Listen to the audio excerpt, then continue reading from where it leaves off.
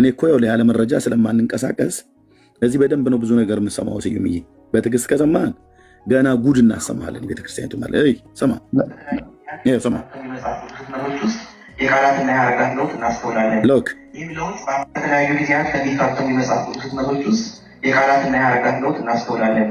ይህም ለውጥ በአተረጓጎም ላይ ልዩነት ሊፈጥር ይችላል ወይ ሲፈጥር ይታያል። ታዲያ እንደዚህ አይነት ልዩነቶችን እንዴት እናስተናግዳቸው? የተሻለ ህትመት የሚባለው የየትኛው ዓመተ ምህረት መጽሐፍ ቅዱስ ነው? እንግዲህ ያው ትርጉም ሁሉ ፍጹም አይሆንም፣ የታወቀ ራሱ ታውቀዋለህ አይደል? ይሄን ሰው ስዩም በየርሚ እንደዚህ አውቃቸዋለሁ። እንደዚህ ስልክ ላይ ምናምን ዶክተር ዲያቆን ያረጋል አበጋዝ ማለት ነው። የኢትዮጵያ ኦርቶዶክስ ተዋሕዶ ቤተክርስቲያን አይ ቲንክ በነገረ መለኮቱ ይመስለኛል በስነ መለኮት ዶክትሬት ዲግሪውን የሰራው። ኦኬ ሰማው እንደተናገረው ሐዋርያት እንደጻፉት እናንብብ ካልን ግሪክ ማጥናት ነው። ብሉይ ኪዳንን ለማወቅ ዕብራይስጥ ማጥናት ነው። ሐዲስ ኪዳንን ደግሞ ግሪክ ማጥናት። እኔ ድመን ያረዳል ካየሁት በብፁዕ ቅዱስ አቡነ ተክለ ሃይማኖት ዘመን የታተመው በ1980 ዓ.ም ይመስለኛል። እሱ መጽሐፍ ጥሩ በ1980 ዓ.ም የታተመው በብፁዕ አቡነ ተክለ ሃይማኖት እሱ ጥሩ ነው ያለው። ይሄ ማለት ነው የቀድሞ ወጥተ ማለት ነው።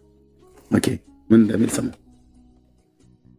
ታተመው በ1980 ዓ.ም ድመን ያረዳል ካየሁት በብፁዕ ቅዱስ አቡነ ተክለ ሃይማኖት ዘመን የታተመው በ1980 ዓ.ም ይመስለኛል። እሱ መጽሐፍ ጥሩ እንዲሆነ ቤተ ክህነታችን መልሰ ያንን ቢያሳትምልን ጥሩ ነበር። ይህንን አሁን ቅርብ ጊዜ የታተመው ፉቱራቱ ሆኖ በጣም ብዙ አስቸጋሪ ነገር ነው። በጣም እንዲሁ ብዙ ውስጡ ለቄስ ነው።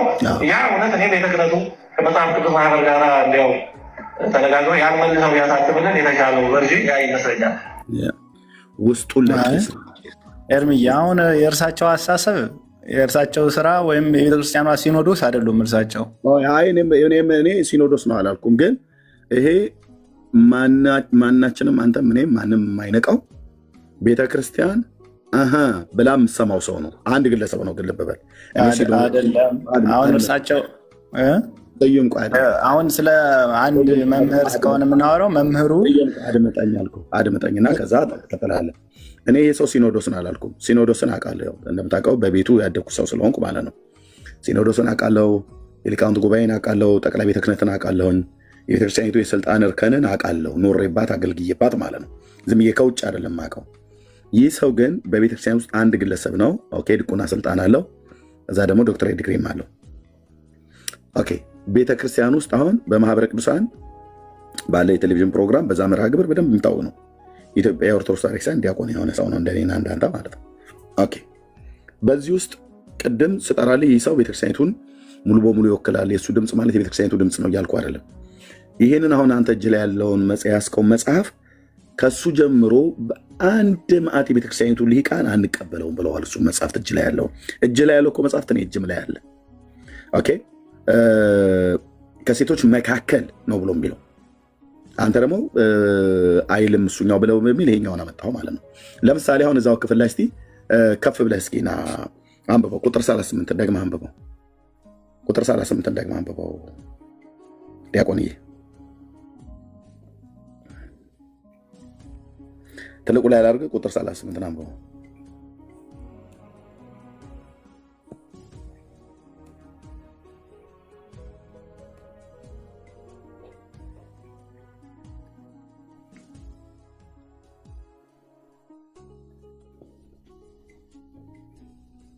እሺ ምን ይላል? በዚያንም ወራት ማርያም ፈጥና ተነሳች፣ ወደ ተራራማው ሀገር ወደ ይሁዳ ከተማ ደረሰች ይላል አይደል? ማይክ ሚውት ነው ዲያቆን፣ ማይክን ክፈተው። ይሄው ይላል አይደል? በዚያንም ወራት ማርያም ተነስታ ወደ ተራራማው ሀገር ወደ ይሁዳ ከተማ ደረሰች ይላል አይደል? 39 ነው እሱ 38 ያልክ መስሎኝ 39 ላይ 38 ነው ያልኩህ። እሺ በዚያም ወራት ማርያም ፈጥና ተነሳች፣ ወደ ተራራማው ሀገር ወደ ይሁዳ ከተማም ደረሰች። ወደ ዘካርያስ ቤትም ገብታ ለኤልሳቤጥ ሰላምታ ሰጠቻት ይላል። ኦኬ አሁን እዚህ አንድ ጥያቄ ልጠይቅህ። ወደ ይሁዳ ከተማ ነው አይደል የወጣችው? ወደ ተራራማው ሀገር ወደ ይሁዳ ነው አይደል የወጣችው? አንተ ጭምር የምትሳሳትበትን አንድ ነገር ብነግርህ ምስክር ትሆነኛለህ። አንተው ንገረኝ። መዝሙር ትዘምራለህ አይደል? የቤተክርስቲያን መዝሙር ዘማሪያን የዘመሩት ዘምራለሁ። መዝሙር በማኅፀን ቅኔ ለማርያም ተሰማ። እስኪ በለው ከዛ ቀጥሎ ያለው በተራራ ሚላላ በኤፍሬም ከተማ ዮሐንስ ሲናገር በረሃ ያደገው የሚለው እስኪ ቃሉን ክፈተውና መዝሙሩን አብረን እንዘምረው። እስኪ የአሁኑን ቃል ክፈተው። የት ነው የአሁን ቁጥር 39 ሉቃስ 1:39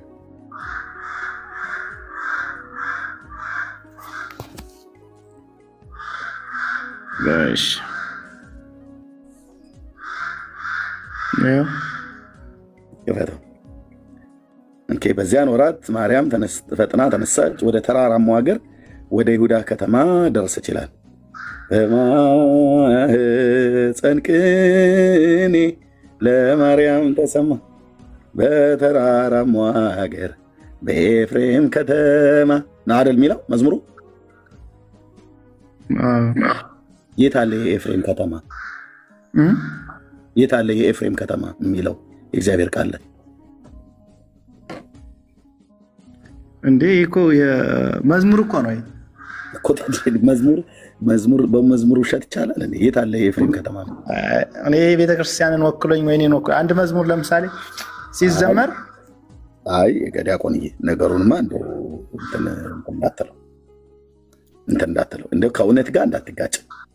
ከዚህ ጋር ነው እንደ መዝሙርን ያወጣው? መዝሙርን ያወጣው ሰው ነው ሊጠየቅ የሚገባው በዚህ ጉዳይ። እኔ ልጠየቅ አይገባም።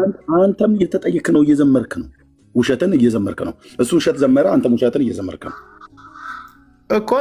እሱ ነው ለምን አወጣኸው የታወጣኸው ብለህ መጠየቅ ያለብህ እሱ ነው። በሱ መዝሙር እሱን አግኝቼ እስክጠይቀው ድረስ ዲያቆን ቴዎድሮስ ዮሴፍን አግኝቼ እስክጠይቀው ድረስ ዘማሪ ዲያቆን ቴዎድሮስ ዮሴፍን አግኝቼ እስክጠይቀው ድረስ ዲያቆን ስዩምን አገኘሁት። እሱ የት እንደዘመረው እሱ ነው ተጠያቂ። ኤርሜ እንደዚህ አሁን የቱ ጋር እንዳወጣው መዝሙሩ እንዴት ኤልሳቤጥ በማኅፀን ቅኔ ለማርያም ተሰማ፣ በተራራማው ሀገር ኤፍሬም ከተማ ዮሐንስ ሲናገር በረሃ ያደገው አይደል የሚለው? በዚህ ክፍል ላይ ስለ ዮሐንስና ስለ ኤልሳቤጥ አይደል እንደሚያወራው? ድንግል ስትናገር ምን እንዳዘለለው እዚህ አሁን ያወራንበት ከ39 እስከ 42 ባለው ክፍል ላይ አይደል ወይ ይሄ ታሪክ ያለው? ከየት አምጥቶ እንደዘመረው እሱን ጠይቀው ትለኛለህ። ይኸው ከዚህ ክፍል ላይ ነው አውጥቶ የዘመረው። እኛ እሱ አሁን የት ነው? ለምንድን ነው እንደዚህ ያልከው? ምንለው እሱን ነው። ያለዛ ደግሞ አንተ እየዘመርከው አይደለ ዲያቆን ስዩሜ? አንተ እኮ ራሱ እየዘመርከው ነው። እሱ የዘመረው ነው የዘመረው እኮ እሱ እንግዲህ አስቦት ዋሽቶ ሊሆን ይችላል። ሳያስበውም ሰዎች ገጥመው ሲሰጡት መጽሐፍ ቅዱስን የማያውቁ ሰዎች ኤፍሬምና ይሁዳን እንኳን ለይተው ያላወቁ ሰዎች ናቸው ግጥም ጽፎ የሰጡት ማለት ነው። ወይ ከገጣሚው ነው። እዚህ ጋር በይሁዳም ሀገር ነው የሚለው እኮ። ታዲያ በተራራማው ሀገር በኤፍሬም ከተማ ነው ያሉት። ኤፍሬምና ይሁዳ እሱ ነው ተጠያቂ መሆን ያለበት። አንተም ተጠያቂ መሆን ያለብህ ስዩምዬ። አንተ ራሱ አንተ አይደለም የኢትዮጵያ ኦርቶዶክስ ክርስቲያን ሕዝብ ሁሉ ተጠያቂ መሆን አለበት። ለምን በለኝ። ለምን ማለት ጥሩ ነው። አሁን እኛ መካከላችን ዘማሪዎች አሉ፣ ሁለት ዘማሪዎች ማለት ነው። ቤኪ ያለ ዘማሪ ዳጊ አለ። ዘማሪ ዳጊ ደግሞ የቆየ ታዋቂ ማንም ኢትዮጵያውያን አይደለም ጴንጤ ኦርቶዶክስ ሙስሊሞቹም የሚያውቁት ናቸው። የዳጊን ቤተሰብ እና ራሱ ዳጊ ዘማሪ ማለት ነው። ዳጊን ታውቀዋለህ። ዝም ብሎ መጥቶ መዝሙር ካሴት ስላወጣ ዝም ብለን ምንድነው አንቀበለውም፣ እንሰማዋለን። መዝሙሩን ስንሰማ የዳጊን የድምፁን ማማር የዜማውን ማማር ብቻ ሳይሆን በውስጡ የተጠቀማቸውን የመጽሐፍ ቅዱስ ቃላቶችን እግዚአብሔርን የሚያከብር መጽሐፍ ቅዱሳዊ የሆኑ ቃላቶችን የተጠቀመው ወይስ አይደለም? ለምሳሌ ከመጽሐፍ ቅዱስ ታሪክ ላይ አሁን ይህንን ክፍል አንስቶ ቢዘምር እሱ ደግሞ ነገ ተነስቶ በተራራማው ሀገር በብንያም ከተማ ወይ ደግሞ በይሳኮር ከተማ ብሎ ቢል ይሳኮር የሚባለው ነገድ ስላለ ማለት ነው። እንዴ ይሳኮር ነገድ ያለው ገሊላ ባህር ላይ ነው ላይ። ኤልሳቤጥ ግን የነበረችው እዚህ ይሁዳ ውስጥ ነው። ከየት አምጥተን የዘመርከው እንለዋለን ግጥሙን ስለምንሰማ። ገጥሙን ሳንሰማ ግን አብረን እኛም በተራራማው ሀገር በይሳኮር ከተማ ብሎ ዳጊ ዘማሪ ዳጊ ስለዘመረልን ዝም ብሎ ጴንጤ ሁሉ አብሮ የሚዘምር ከሆነ ተጠያቂው ጴንጤውም ነው ዘማሪም ዳጊ ነው። አንደኛ ዘማሪው እሱ ነው። ሲዘምር ደግሞ ግጥሙን የጻፈው እሱ ከሆነ እሱ ራሱ ይጠይቃል ዳጊ ማለት ነው። ግጥሙም የዜማውን ባለቤት እሱ ከሆነ እኛ ጋር እስከማውቀው ድረስ ወንጌላውያን አማኞች ጋር መዝሙርና ግጥም ከሰው ገዝተው አይዘምሩም። እግዚአብሔር ነው የሚሰጠው እንዲህ አይነትን መንፈስና ጸጋን ጥበብን ስላበዛልን ስሙ ይባረክ። ስለዚህ ዘማሪ ዳጊ ግጥሙን ሲጽፍ ራሱ ተሳስቷት ከሆነ ማረም አለበት። ኤርሚዬ አቤት። ትናንትም ለዳጊ ብዬዋለሁ። አሁን እኔ እዚህ ስመጣ ማለት ነው አሁን ምን አልክ መሰለህ፣ እኛ መዝሙር ስንዘምር መንፈስ ቅዱስ ገልጾልን ነው እንጂ ሌላ ሰው የገጠመልንን አንጽፈም አልክ። አሁን ወደ አንድ ወገን ማድላትህን ነው የሚያሳይብህ። ለምን ማለት ያለብህ አንተ እዚህ ጋር ለሁሉም ምዕመናን ለሚከተሉ ሰዎች እውነትን ነው መናገር ያለብህ። ለምን በለኝ አንዴ ልጨርስልህ። አንጻራዊ መሆን አለብህ። ለምን በለኝ አንተ አሁን እንደዚህ ያልከው አደላህ ወደ አንተ አደላህ። ለምን ያንኛው ጌታ ለአንዱ የመግጠም ጸጋ ሲሰጥ ለአንዱ ደግሞ የመዘመር ጸጋ ሊሰጥ ስለሚችል እንዳንጋጭ ብዬ ነው። እኔ ታውቃለህ መቼም ስር ቁጭ ብዬ እንደ ዲያቆንም ብሆን ግን እየሰማሁህ ነው። በጣም አከብርሃለሁ። ግን ፍትሃዊ እንዲሆን አድርገው። በቃ እውነትን ከተናገርክ እኮ እውነት ካለበት የሚቀር የለም እኮ ታውቃለህ አይደለ? ግን ሁሉም ሰው እውነትን ይፈልጋል። የፍትሃዊ እኮ ነው የተናገርኩት። ለምሳሌ አሁን በኢትዮጵያ ኦርቶዶክስ ተዋሕዶ ቤተክርስቲያን እኮ ግጥምና ዜማ እነ ዲያቆን መኩሪያ ታውቃለህ አይደለ?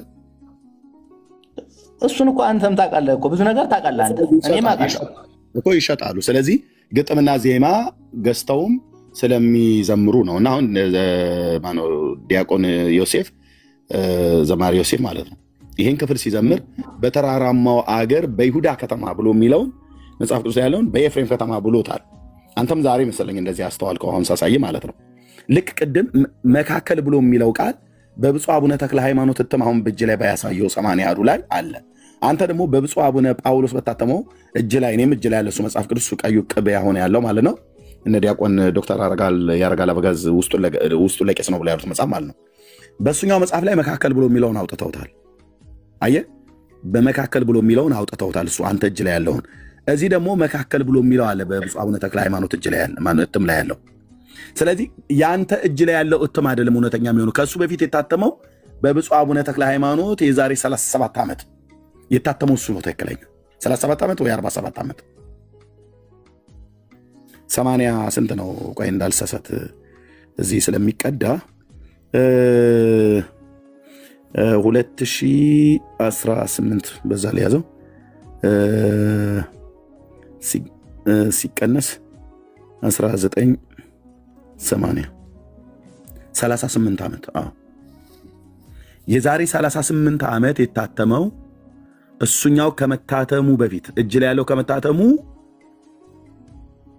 ከ18 ዓመት በፊት የሚቀድመው ማለት ነው። ከ20 ዓመት በፊት ይሄኛው እጅ ላይ አሁን ያሳየው የብፁዕ አቡነ ተክለ ሃይማኖት እትም እሱ እጅ ላይ ያለው 80 አሐዱ ከመታተሙ በፊት ይሄኛው ከ20 ዓመት በፊት ነበር። ይሄኛው እጅ ላይ ያለው ደግሞ በብፁዕ አቡነ ባስልዮስ 1946 ነው 47 ላይ 46 ዓመተ ምህረት የታተመው የእሱኛው ቅጂ ነው። ይሄኛው እጅ ላይ ያለው ማለት ነው በብፁዕ አቡነ ባስልዮስ እና በብፁዕ አቡነ ተክለ ሃይማኖት ዘመን ሁለት ጊዜ ነው ኦርቶዶክስ 80 አሐዱን ያሳተመችው። ከዛ ቀጥላ ለሶስተኛ ጊዜ አሁን እጅ ላይ ያለውን በ2000 ዓመተ ምህረት በሚሊኒየም አሳተመች አይባልም። በሚሊኒየሙ ጊዜ አበላሸችው እሱ እጅ ላይ ያለው ማለት ነው። ዲያቆን ስዩም ይሰማኝ። ዲያቆን ያረጋል አበጋዝን ብቻ አይደለም እየነገርኩ ያለሁት። ስልክን ካገኘው አንድ መጽሐፍት ገዝቼ እሰጥሃለሁ። የቅድስት ሥላሴ መንፈሳዊ ኮሌጅ የግሪክ ቋንቋ አዋቂ የሆኑት የቴዎሎጂ መምህር የሆኑት መምህር ጌታቸው ተረፈ የሚባሉት የጻፉት አሉ ተፋልሶ የሚል የጻፉት 2 ቅጽ ያለው መጽሐፍ አለ። መጽሐፉ እዚህ እኔ ጋር መጥቷል። ከዚህ ወደ አንተ አልቀው መጽሐፉን ስለምፈልገው እዛው ግን ባለህበት ብሩክዬ ወይ ዳንዬ ይሰጠዋል። እኔ ገዝቼልህ ማለት ነው። ተፋልሶን አንብበው። መምህር ጌታቸው የቅድስት ሥላሴ መንፈሳዊ ኮሌጅ የግሪክ ቋንቋ መምህር የሆኑት ማለት ነው። ግሪክን እንግዲህ አዲስ ኪዳን ያው እንደምታውቀው ጽርህ ነው፣ ግሪክ ነው። እንዴት መጽሐፍ ቅዱስን እንዳበላሹት የጩኸት የለቅሶ እንባ ነው የሚጮሁት። እሳቸውን ሰምተው ብዙ መምህራን ይህን መጽሐፍ ቅዱስ አንቀበለውም ብለዋል። ውስጡ ለቄስ ነው እኮ አለ ዲያቆኑ ያረጋል። ማን ነበር ያልከኝ? አሁን የጻፉት መምህር ጌታቸው ተረፈ የሚባሉ ማለት ነው። ተፋልሶ የሚባል መጽሐፍ አላቸው ማለት ነው። በዚህ መጽሐፍት ላይ የተሰራውን ወንጀል ይነግሩሃል ማለት ነው። በቃ ይሰጡሃል። ስልክ ከተለዋወጠን ወይ ብሩክዬ ወይ ዳንዬ ይሰጠዋል። ሁለቱ ገዝተው ይሰጠዋል። የኔ ስጦታ ይሆናል። አንብበው። የትኛውን ትርጉም ይዘህ የዚህን የብፁዕ አቡነ ተክለ ሃይማኖትን ትርጉም ይዘህ ይሄ እጅ ላይ ያለው ማለት ነው። ይህን ትርጉም ይዘህ አንብበው። ከፈለግም እሱኛውን ትርጉምም የያዝከውን እጅ ላይ ያዝከውን መጽሐፍ እንዳትለቀው። ይሄም መጽሐፍ ቅዱስ የኢትዮጵያ ኦርቶዶክስ ቤተክርስቲያን ነው። እጅ ላይ ያለው ከመታተሙ ከ20 ዓመት በፊት የታተመ ማለት ነው። የተሰራውን ወንጀል ምን ማለት እንደሆነ ያኔ ታየዋለህ ዲያቆንዬ። በነገራችን ላይ አሁን ኤርሚ አንተ እንዳልከው መካከልና ተለይተሽ ትልቅ ዲፈረንስ አለው በመካከል። ይሄ እንዲሆን ያደረጉት ደግሞ እዚህ በተክለ ሃይማኖት እትም ላይ መካከል ይላል፣ በዛ ደግሞ ተለይተሽ ይላል። አንተ እጅ ላይ ተለይተሽ ነው የሚለው። ሁለቱም የቤተክርስቲያኒቱ መጽሐፍት ነው። አየህ፣ ሁለቱንም የኢትዮጵያ ኦርቶዶክስ ቤተክርስቲያን ናቸው ያሳተሙት። ስለዚህ ቤተክርስቲያኒቱ ህዝቡ እውነቱን እንኳን እንዳያውቅ ልክ ይሁዳ ብሎ የሚለውን በይሁዳ በተራራማው በይሁዳ ከተማ ብሎ ቅዱስ ቃሉ አሁን ቅድም በያዝከው እትም ላይ በዚህ በኔም እጅም ላይ በየትኛውም እትም ላይ የይሁዳ ከተማ ነው። ኤልሳቤጥና ዘካርያስ ካሁኑ ይኖሩ የነበሩት በተራራማው በይሁዳ ከተማ ነው። ምንም ከነገደ ሌዊ እንኳን ቢሆኑ ሌዋውያን ቢሆኑም ይኖሩ የነበሩት የመማፀኛ ከተሞች የሚባሉ አሏቸው። በእስራኤል በኢያሱ ዘመን ርስት ሲያዋርስ ሲሰጥ ማለት ነው። ሌዋዊ የኤፍሬም ሀገሩ የት ነበረ? ተራራማው ኤፍሬም ነው። የቅዱስ ኤፍሬም እሱ የሶሪያ ነው። ሶሪያ ነው አይደል? እሱ ሶሪያ ነው። ይሄኛው ግን ላሳየ ቆይ አንዴ።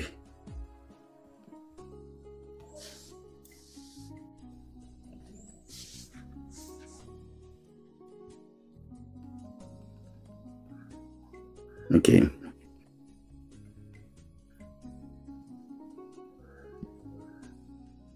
ትልቁ ላይ አድርገው ወንድምነት አለፍተ ያለ ጽሁፉን ወንድምነትን ይዞር አድርገው እዛ መልሳለሁ። ዲያቆን ስዩም ይታያል።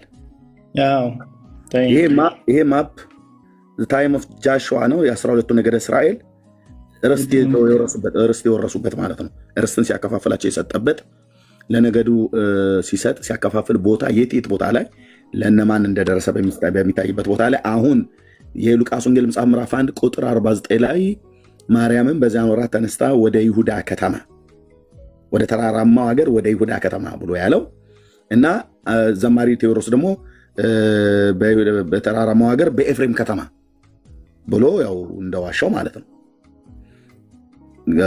እንዴት እንዳሳሳቱት ነገር አሁን ይሄ ነገድ ርስት የተሰጠበት ነው። ዮርዳኖስ ወንዝ ማዶ ለሶስቱ ነገድ ለምናሴ ለጋድና ለዛብሎን ማነው ለሩበን።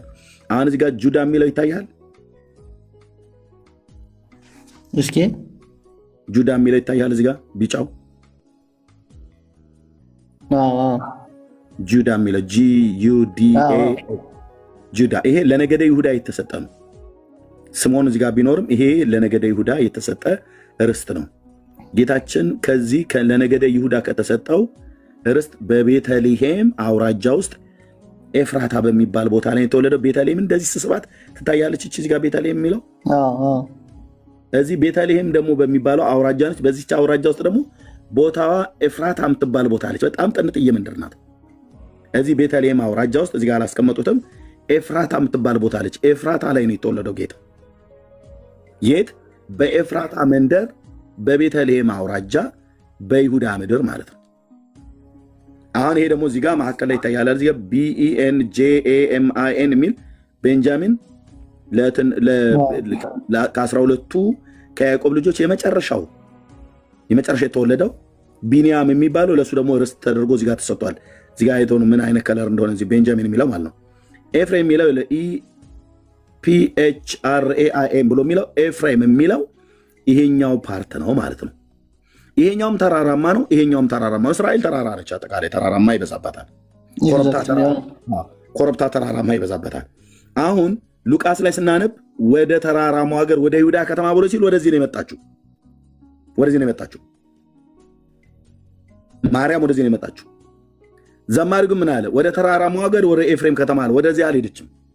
ኤፍሬም ተጠያቂ መሆን አለበት እኮ ታዲያ። እሱም ብቻ ሳይሆን ህዝቡ ራሱ በሙሉ ተጠያቂ መሆን ነው ያለበት። ራሱ በተለይ አገልጋዮች ወይ ሳንሱር የሚሰሩ ብቻ ያመሆነ ማለት ነው። አሁን ይሄን ለምን ተባረክ እሱ ነው እኮ መልኩ ያ በቃ እግረ መንገድ እንድናየው ብለን ነው። መካከል ብሎ የሚለውን ቃል አውጥታ ተለይተሽ ብሎ የሚለውን ለምን ጨመረሽ? በ2000 ላይ እዚህኛው ላይ ዲያቆንዬ፣ እዚህኛው ላይ የብፁዕ አቡነ ተክለ ሃይማኖት ነው የኢትዮጵያ ኦርቶዶክስ ተዋሕዶ ቤተክርስቲያን ነው። ከ1946 ከብፁዕ አቡነ ባስልዮስ ፓትርያርክ እሳቸው በጃንሆይ ዘመን ካተሙት ላይ ቀጥታ የታተመው ነው። ጤናማው ትርጉም የሚባለው መጽሐፍ ይሄኛው ነው። አየው፣ እሱ አሁን እጅ ላይ ያለው ላይ መካከል የሚለውን አውጡት። እዚህ ላይ ግን መካከል አለ።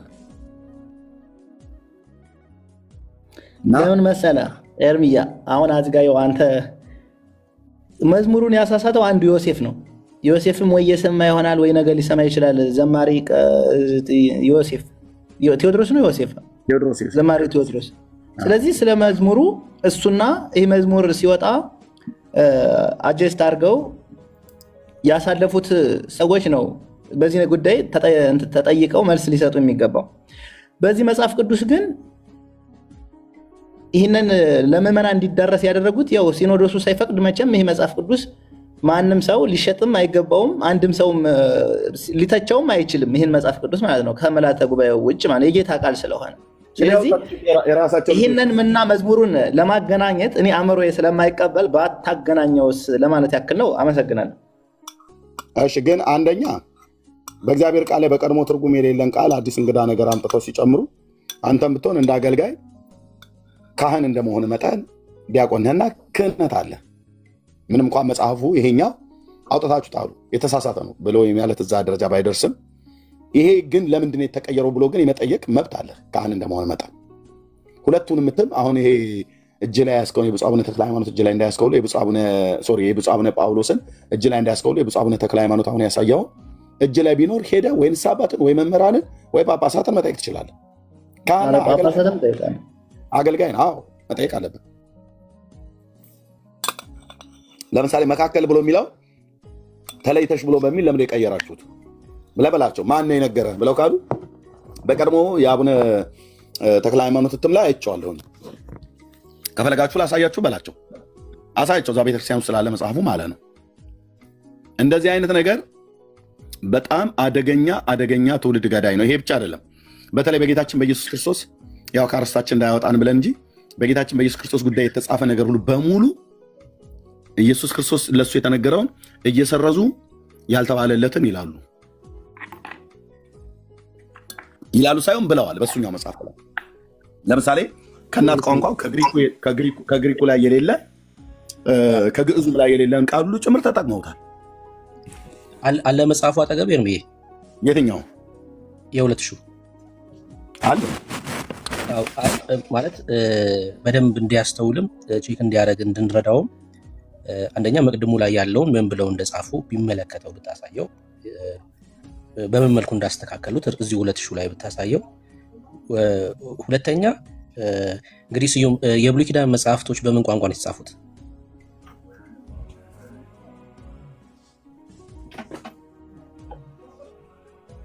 ይሰማል ስዩሜ? ወይ የብሉይ ኪዳን መጽሐፍት በምን ቋንቋ ነው የተጻፉት? ከግዕዝ አይደል የተተረጎሙት? አይ የተጻፈው ትርጓሜው ከየት ነው የሚል ሳይሆን የተጻፈው ለመጀመሪያ የብሉይ ኪዳን መጽሐፍት ጸሐፊዎች እነማን ናቸው ነው ምልክ። ጸሐፊዎቹ ኤርሚዬን በትልቁ አድርጉት ካሜራ እንዲከፍት። ምንም አንተ አለ አይደለ መጽሐፉ? አይ እኔ ያጠገብ ስለሌለ ነው እንዴ አንተ እንድታስ ራሱ እሺ እንትና ነው የዲያቆን ትልቁ ላይ አድርጉት። እዛው እሱ ራሱ ያነባዋል፣ እንከታተላለን።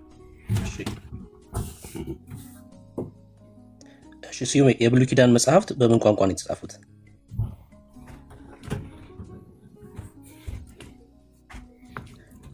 ኮሜንት ላይ እኮ መጻፍ አይጠበቅባችሁም። ከሱ ጋር እያወራን ስለሆነ በተታገሱ መልካም ነው። ከሱ ጋር እንድንጨርስ በጣም አንዳንድ ሰዎች በተለይ ወንጌል አማኞች እኛ እዚህ እንጠይቃለን፣ እነሱ ታች ይመልሳሉ። ይሄ ግን ጥሩ ነው።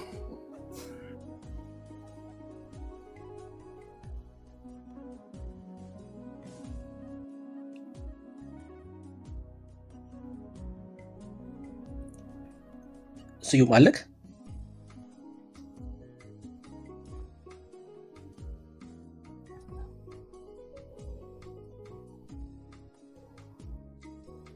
እያወራ ከሆነ ሚዩት ነሽ።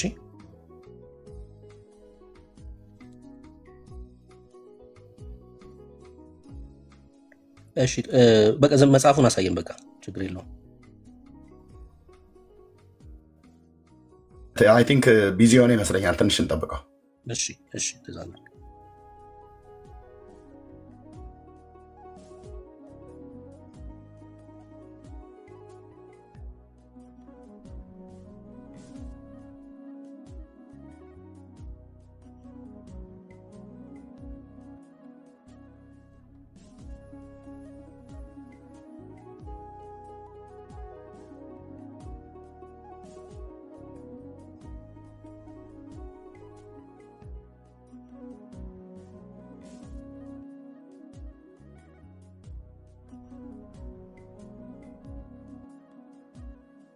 እሺ ይቅርታ የሆነ ቢሮ ሆኜ ነው። ሰዎች ይገባሉ አንዳንድ ጊዜ።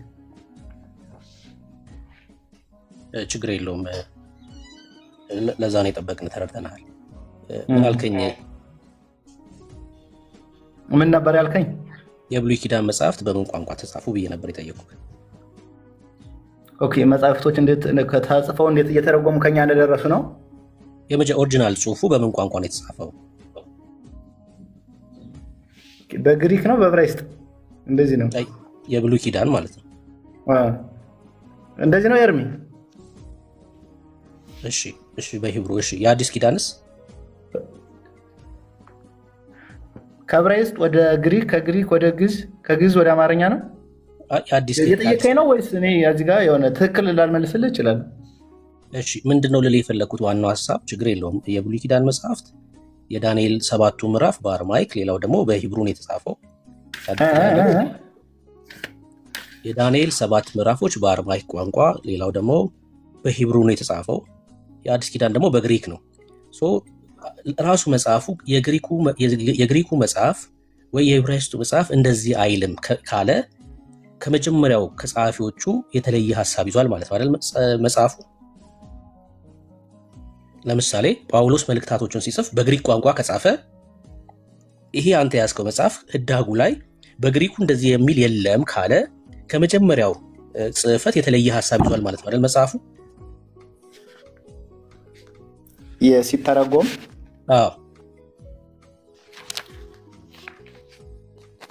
ስናነብ ነው የምናውቀው። ግሪኩንም ስናነብ ይሄኛውንም ስናነብ ነው የምናውቀው።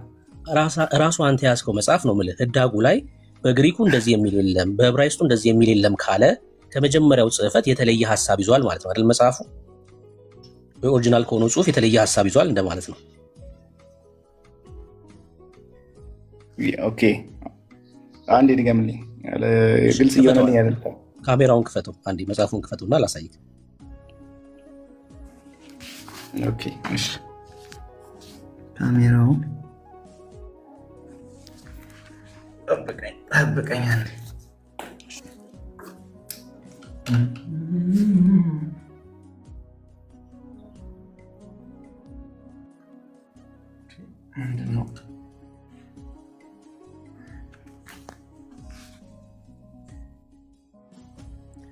እሺ ለምሳሌ እዚህ ህዳጉ ጋር ምን ይላል? ከታች ህዳጉ ስር ምን የሚል ቃል አለ? የተስማሙበትን የከበረውን ዋጋዬን በግምጃ ቤት ውስጥ አኑረው ይላል እኮ። ወደዚህ አጠጋ አድርገውና ምን ይላል?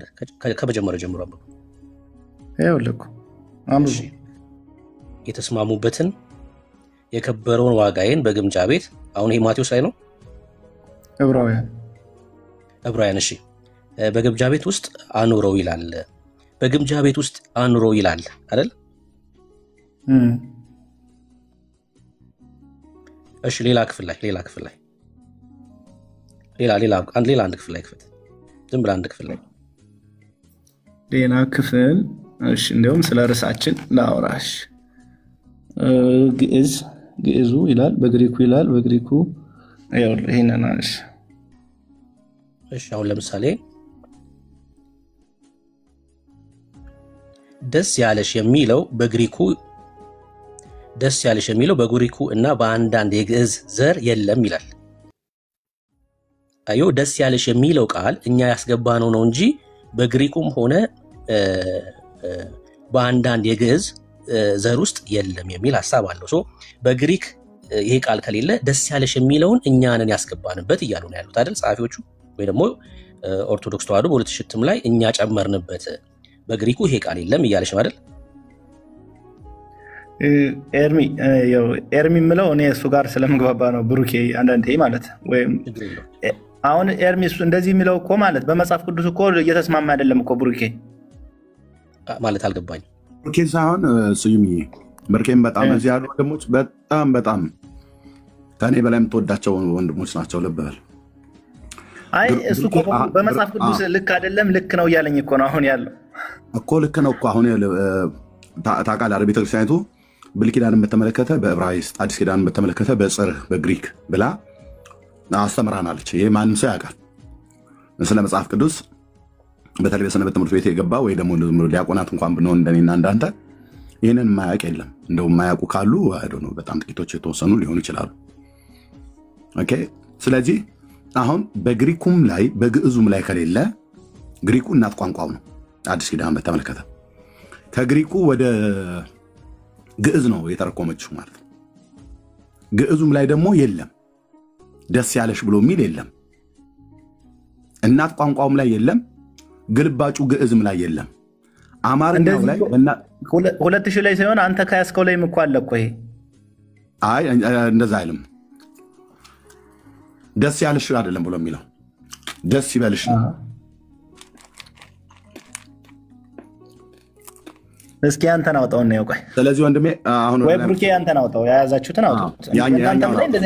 በመጽሐፍ ቅዱስም እናንተ እንደምትሉት እኮ መጽሐፍ ቅዱስም እኮ እየከሰሳችሁት ነው መሰለኝ። አላውቅም እንደዚህ አይነት ነገር እኛ አይደለንም። ቤተክርስቲያኒቱ ስዩምዬ አንድ ቀን ይገባል። ቤተክርስቲያኒቱ እሱ የያዝከው መጽሐፍት ላይ በዘመናት ታሪክ አድርጋ የማታውቀውን ስህተትና ወንጀል የፈጸመችው እሱ መጽሐፍ ቅዱስ ላይ። ይህንን ዝም ብለን አይደለም የምንነግርህ። 1 2 3 ቃላቶች ስላገኘን አይደለም የምንነግርህ። አሁን ማሳየቱን ብንቀጥል እኔ ጋር እኩለ ሌሊት ደርሷል። ነግቶብኝ ቀኑን ሁሉ ጭምር አንጨርሰውም። ሳምንታት ሁሉ ማለት ነው። በመጽሐፍት ውስጥ የተጻፈው ማለት ነው ብናሳይ ሁለቱን የአቡነ ተክለ ሃይማኖትና አሁን እጅ ላይ ያለውን ትርጉሙ የሁለቱን ትርጉም እያነጻጸርክ ብታይ ሁለቱም የቤተክርስቲያኒቱ መጽሐፍት ነው። በሁለት ፓትርያርክ የተጻፈ በእነሱ ፕትርክና ዘመን የተጻፈ ማለት ነው። ግን ከዋናው ቃላት ላይ ከ80 ምንድነው ከግሪኩና ከግዕዙ ላይ የማይገኝ ከግሪኩም ላይ ከዕብራይስጡም ላይ የማይገኝ እዚህ አሁን አንተ ያስከው ላይ አንድ ማዕት አለ። ይሄ አሁን አንተ ያስከው መጽሐፍ እኔም እጅ ላይ አለ፣ ብርኬም እጅ ላይ አለ፣ ዳንዬም እጅ ላይ አለ አይደል? ዳንዬም አለ አይደል? አንተ ጋር አዎ አለ አለ። እሺ። እና የትኛውን እናንተ አሁን እንደው ትናንት ወንጌላማዊን አማንያንን ብለኛል። ያው እስከዛሬ እኔ መናፍቅም ፕሮቴስታንት ምንም እያልን ወንጌላማዊን ነን ብለኛል። የትኛውን መጽሐፍ ቅዱስ ነው እናንተ የምትከተሉት?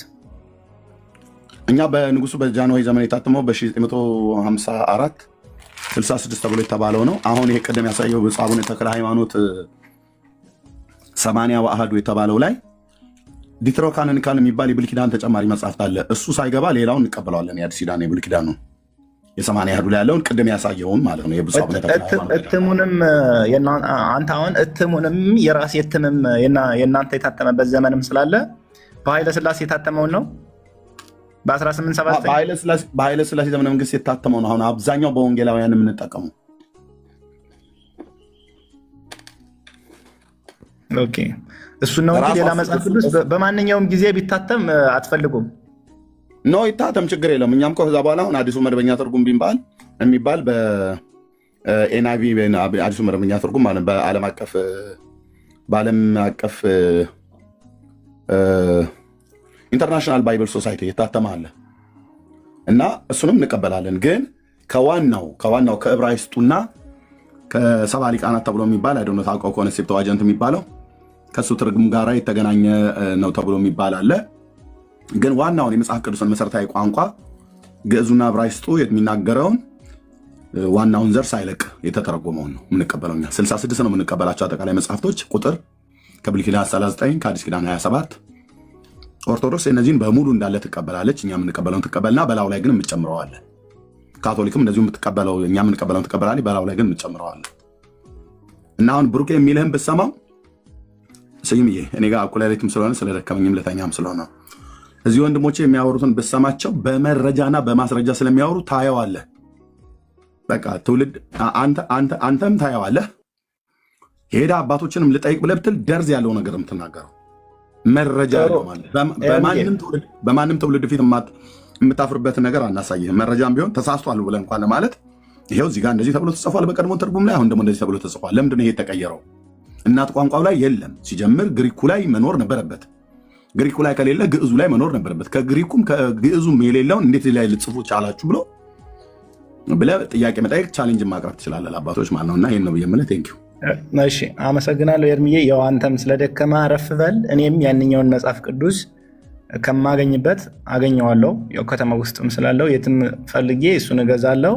ሌላ ደግሞ ኦርቶዶክስ እህት ወንድሞቼ እኔ እዚህ ጋር የሁለቱንም ልዩነትም ለማየት ለመማማርም የኛንም ለነሱ ለመናገር የነሱንም ደግሞ ምንድን ነው የሚሉትን ለመስማት ነው እንጂ እኔ የሆነ የቤተክርስቲያን ወክዬ እዚህ ጋር የተቀመጥኩ ሰው እንዳልሆንኩኝ ልታውቁልኝ ይገባል። ኤርሚ አንተምተኛ፣ እኔ መጽሐፌን ገዝቼ ቡሩኬ ደግሞ ነገ ሌላ ቀን እናወራለን። ዳንዬ አመሰግናለሁ። ሁለቱ ዳጊም ዳኒም ቤኪ ያው ይሳደባል ቤኪ ግን ቢሆንም ሰላም ይብዛልኝ። ሌላ ጊዜ እገባለሁ ተመልሼ። አመሰግናችኋለሁ። ስዩምዬ ስጦታ እነኛም መጽሐፍቶ የሰጠህ የመምህር ጌታቸውን ትቀበላለህ? እንደዋወቅ ፈቃደኛ እንዴ? እቀበላለሁ። ምንም ችግር የለውም። ምክንያቱም ቅድም እንዳልኩ ነው። አንድ ቴዎድሮስ ቢሳሳት እኔ ከኦርቶዶክስነት የሚቀንሰኝ ነገር የለም። ዋናው ነገር የኔ ዓላማዬ ምንድን ነው የሚለውን ዓላማዬን ጠንቅቄ ማቅ ስለሆንኩኝ በጣም ነው እቀበላለሁ መጽሐፎቹ። በቃ እሳቸው የኦርቶዶክስ መምህር ናቸው። የጻፉትን ይሰጡሃል። ስልክህን ጻፍልኝ፣ እደውልልሃለሁ፣ አገናኝሃለሁ ከወንድሞች ጋር። ችግር የለውም። የኦርቶዶክስ መጽሐፍ ናቸው፣ መምህር ናቸው። እቀበልሃለሁ፣ አነበውና እንዴት እንደጻፉ ተጠይቃቸዋለሁ። ያለውን ነገር አንተ ጋርም እናወራለን። ምን ችግር አለ? ቴንኪው ወንድሜ። ማዶ ለማዶ ድንጋይ በመወራወር የሚመጣ ነገር የለም። ገብቶሃል?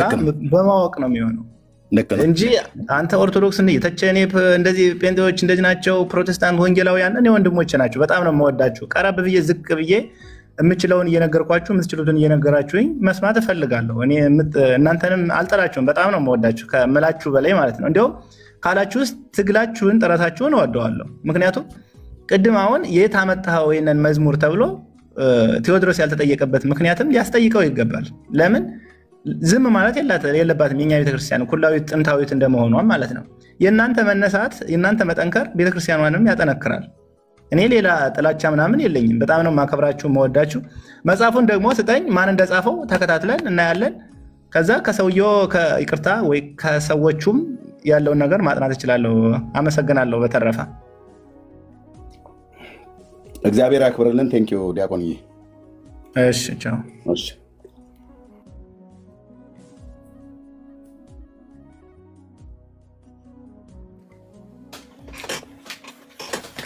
እሺ ጌታ ይባርክ። እንዲህ አይነትም ጨዋ ወንድሞች አሉና ደስ ይላል።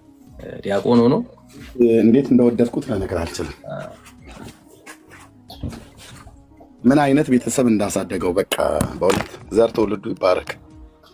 ዲያቆን ስዩምን ያሳደጉ እናት፣ ያሳደጉ አባት፣ በቃ ልጅን ማሳደግ እንደዚህ ነው። አየህ በምን አይነት ስነ ምግባር እንዳደገ ያሳየህና ከኔ ጋር ደግሞ በጣም ነው የተግባባ። እግዚአብሔር ይባረክ። ቴንክ ዩ ዳንዬ። እሺ ጸጋ ይብዛላችሁ፣ ተባረኩ። እስቲ ሼሩን ሪፍሬሽ አድርጉት፣ እንደ አዲስ ሼር ይደረግ፣ በደንብ ሼር ይደረግ፣ ታፕታፕ ይደረግ። አብረን እናገለግላለን። ጌታ ይረዳናል። እሺ ሌላ ኦርቶዶክሳዊ ካለ እንቀበላለን። ያነሳነው ሀሳብ በጣም ሰፊ ነው፣ በደንብ መሄድ አለብን። ሳምሪ ሰላም፣ ከየት ቤተ እምነት ይሆን? ሰላም ይብዛላችሁ። እሺ በጌታ ነሽ? አዎ በጌታ ነኝ። ውጭ ሆኜ መስማት እችላለሁ። ከቅድም ደግሞ ደስ ብሎኝ እየሰማሁ ነበር። ሳምሪ ጸጋ ይብዛልሽ፣ ተባረኪ። እሺ ቢኒያም ሰላም። ሰላም ሰላም፣ እንዴት ነህ? እግዚአብሔር ይመስገን አለን። ከየት ቤተ እምነት? ከኦርቶዶክስ። እሺ፣ እንኳን ደህና መጣ። እኔም በጌታ ነህ ብለህ ለምን አልጠየቀኝም? ከየት ነህ? ያው ሀሳብ ከየት እንደሆንክ ቤተክርስቲያንን እየጠየቁ ነው ያለሁት። ከየት ቤተ እምነት ነህ እያልኩኝ ነው ያለሁት። ከኦርቶዶክስ አልክ? ከኦርቶዶክስ አልኩ፣ ግን እኔን በጌታ ነህ ብለህ ለምን አልጠየቀኝም ነው ያልኩህ። ኦርቶዶክስ በጌታ ናት ብዬ ስለማላምን ነው አሁን ላይ ያለችው ኦርቶዶክስ። እርግጠኛ ነህ? አሁን ላይ ያለችው ኦርቶዶክስ አምናለሁ።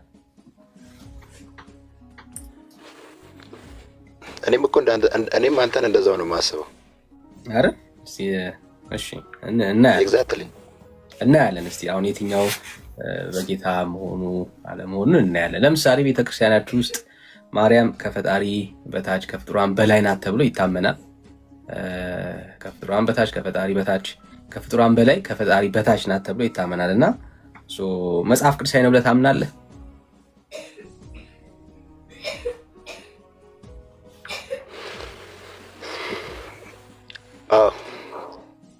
አዎ አለን። እሺ ጥሩ። ዳግሻዬ አለ? ድምፅን አልሰማን። የምትችል ከሆነ ያለበት ታይም አሩ ነው። እሺ እሺ፣ ብሩኬ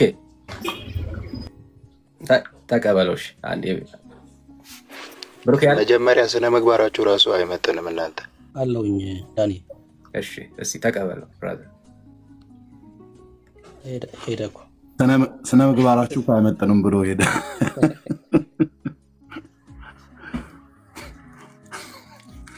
የዳኒ ስነ ምግባር እኮ በጣም ብዙ እንዲናገሩ አያደርጋቸውም። አይ ወንድማቸው ኤርሚ ሰላም ብያለሁ። እንዴት ነህ? ሰላም አለን አለን። ኤርሚ ያሳበበና? አዎ በጣም ጥሩ። እኛ እኮ እናንተን እያየን ነው ወደ ወንጌል የመጣን፣ ግን እናንተ ጋር መግባት በጣም ከባድ ነው። በኋላ ወኩም ከየት ነው የመጣው? ሲሳይ ነኝ። በግጥም ወንጌል ማነበው። አላወኩም ወንድማችን። ፎሎ አድርገኝና ውስጥ ታገኘኛለህ። ቪዲዮዎች ቫይራል የወጡ ስለሆኑ ሲጀመር ታገኛለህ። አይተህ ሰኒ ቤት ምናምን አንዳንዴ እሄዳለሁ።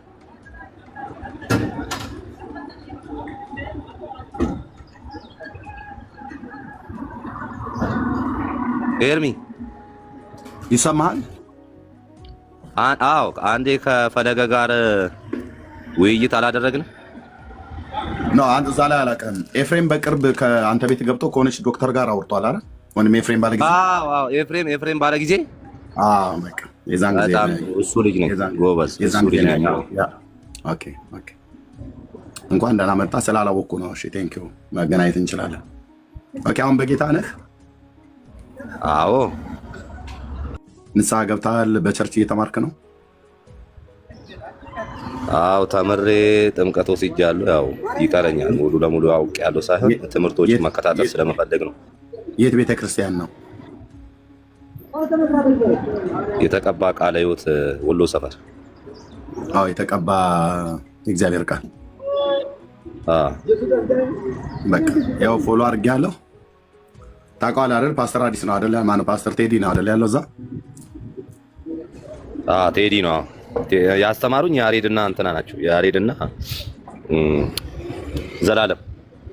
እሺ በቃ ፓስተር ቴዲ አዲስን ኤርሚያስ ተናገር እውነቱን ብለህ ብትለው ወንጌላዊ ያቀኛል እና እደውልልሃለሁ፣ በውስጥ አወራለሁ። በርታ፣ መጽሐፍ ቅዱስንም በግልህ አንብብ፣ ቤተክርስቲያኑ ይት ውስጥም የሚሰጠውን ትምህርት ተከታተል።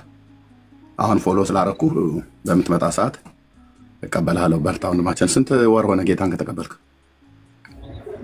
አንድ 5 ወር ከምናምን። ኦልሬዲ 6 ወር አይበልጥም። እንዴት ጌታ ልትቀበል ቻልክ? እስኪ በ2 ደቂቃ ውስጥ መስክርልኝ እና ወደ ላውሮ እንሄዳለን። መጀመሪያ ጥያቄ ነው የተፈጠረብኝ። ምን ሰምተህ? ቅዱሳን ፍጡር ከሆኑ ከሞቱ በኋላ የማደርግላቸውን ጸሎት እንደማይሰሙኝ ጥያቄ ፈጠረብኝ። ከዛ ጥያቄዎቹን በቪዲዮ ነበር መጠየቅ የጀመርኩት። በጣም ቫይራል የሆኑ ነበረ ጥያቄዎቹ። አንድም ምላሽ ሊመጡ አልነበሩም፣ አልመጡም። ራሴም አንዳንድ መጽሐፍ ቅዱስ ቦታዎችን ማየት ጀመርኩኝ። እኔ ብቻ ነኝ ከቤቱ የወጣሁት። ቤተሰብ እንዳለ ተከታይ ነው። ጥያቄ ተፈጥሮብኝ መክብብ ምዕራፍ 9 ቁጥር 4 ላይ አንዴ እንደ ድንገት ነው ገብቼ ያነበብኩትና እኔ በራሴ የሰጠሁት ትርጉም ምንድነው ከፀሐይ በታች ለሚፈጠረው ነገር ምንም ዕጣ ፈንታ የላቸውም ይላል ሙታንና እኔ ወሰድኩት ምንድነው እሱን የተረጎምኩት ስህተትም ከሆነ ታርሙኛላችሁ። የሞቱ ቅዱሳን ከፀሐይ በታች ላለው ነገር ምንም ድርሻ እንዳሌላቸው ነው የተረዳሁት። መክብብ ምዕራፍ 9 ቁጥር 4 ላይ ያለውም ማለት ነው። ልክ ነኝ ኤርሚ? ያ ልክ ነኝ አይደለ?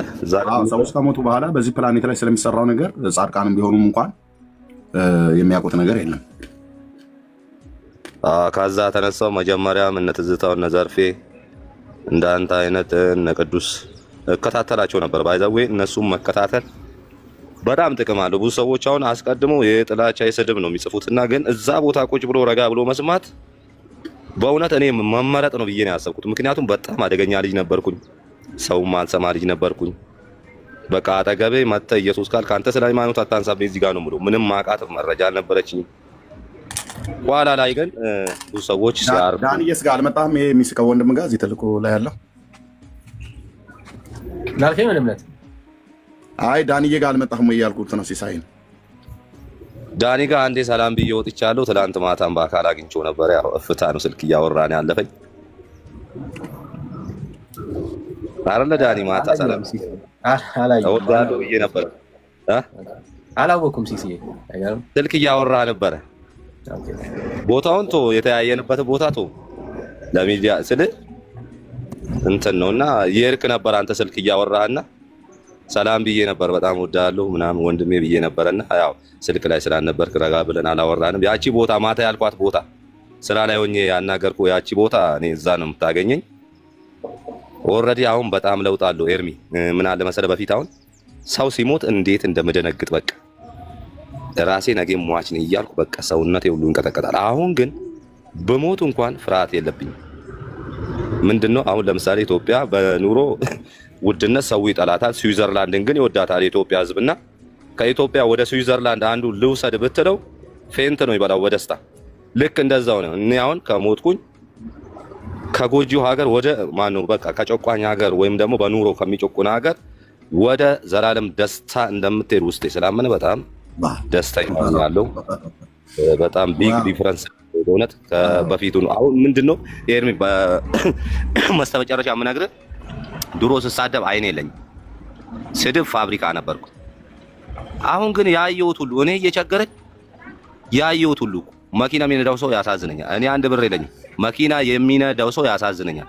የእግዚአብሔርን ቃል ያውቃሉ፣ ጌታውን ተቀብሎ እንደዚህ አይነት ጭንቀቶች ናቸው አሁን እኔ ላይ የመጡ ያሉት እንጂ ለራሴ ምንም የምጨነቀው ነገር የለም። ይሄ ትልቅ ለውጥ፣ ይሄ መንፈስ ቅዱስ ሲያገኝህ የምታደርገው ነገር ነው። ራስን አሳልፈ ለሰው እስከ መስጠት የምትደርሰው ያ ማለት ያው የክርስቶስ ባህሪ እየወረስኩ ነው ማለት ነው። እና በእውነቴን ነው የምላችሁ እኔ በጣም ተመችቶኛል። ግን ወንጌል ይቀረኛል ገና። እስካሁን እኔ ላዩን በገባኝ መሰረት ነው ግጥሞችንም መልእክቶችንም ዝም ብዬ ስናገር የነበረው። አሁን ደግሞ ረገጥ አድርጌ በየቦታው እየገባው ወንጌልን መማር ስላለብኝ በጭቅጭቆች መሀል እውነቶች ስለሚገኙ ከዛም ስለተገኘው እኔ በጣም ወዳችኋለሁ። ኤርሚ ሁላችሁንም፣ ዳጊ ያቀኛል፣ ቤኪ አበብ ጋም አንድ ቀን ገብቼ ሰላም ብያቸው ወጥቻለሁ። ነግሬዋለሁ ስንት ወሬ እንደሆነ ከተቀበልኩኝ፣ ግን ትምህርት ያስፈልገኛልና እናንተ ጋር ስመጣ እንድታስገቡኝ ነው። ተባረኩልኝ፣ ወዳችኋለሁ። በብዙ ይጨምርላችሁ፣ ከዚህ በላይ ማራኪዎች ያርጋችሁ።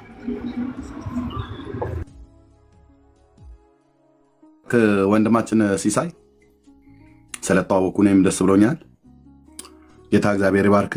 እንግዲህ ቤተክርስቲያን ስላለህ እውነተኛ ትምህርት በዛው ባለህበት የተቀባይ እግዚአብሔር ቃል ቤተክርስቲያን ፓስተር ቴዲ በሚመራው በዛ መንፈሳዊ የሆነውን ጤናማውን ትምህርት በዛ ታገኛለህ። አንድ ሁለተኛ እዚህ ዳንዬ ቤት ወይ ቤካ ሲከፍት ወይ ዳጊ እኔ ወይ ብሩኬ ስንከፍት በወንጌል የሚያምኑ ወንድሞችና እህቶች በሚከፍቱ ሰዓት ላይ አሁን አንተ ማድረግ ያለብህ እንደነ ኤፊ አይነት እንደነ ዶክተር ሻውን ፓስተር ታሪ በጣም ብዙዎች አሉ።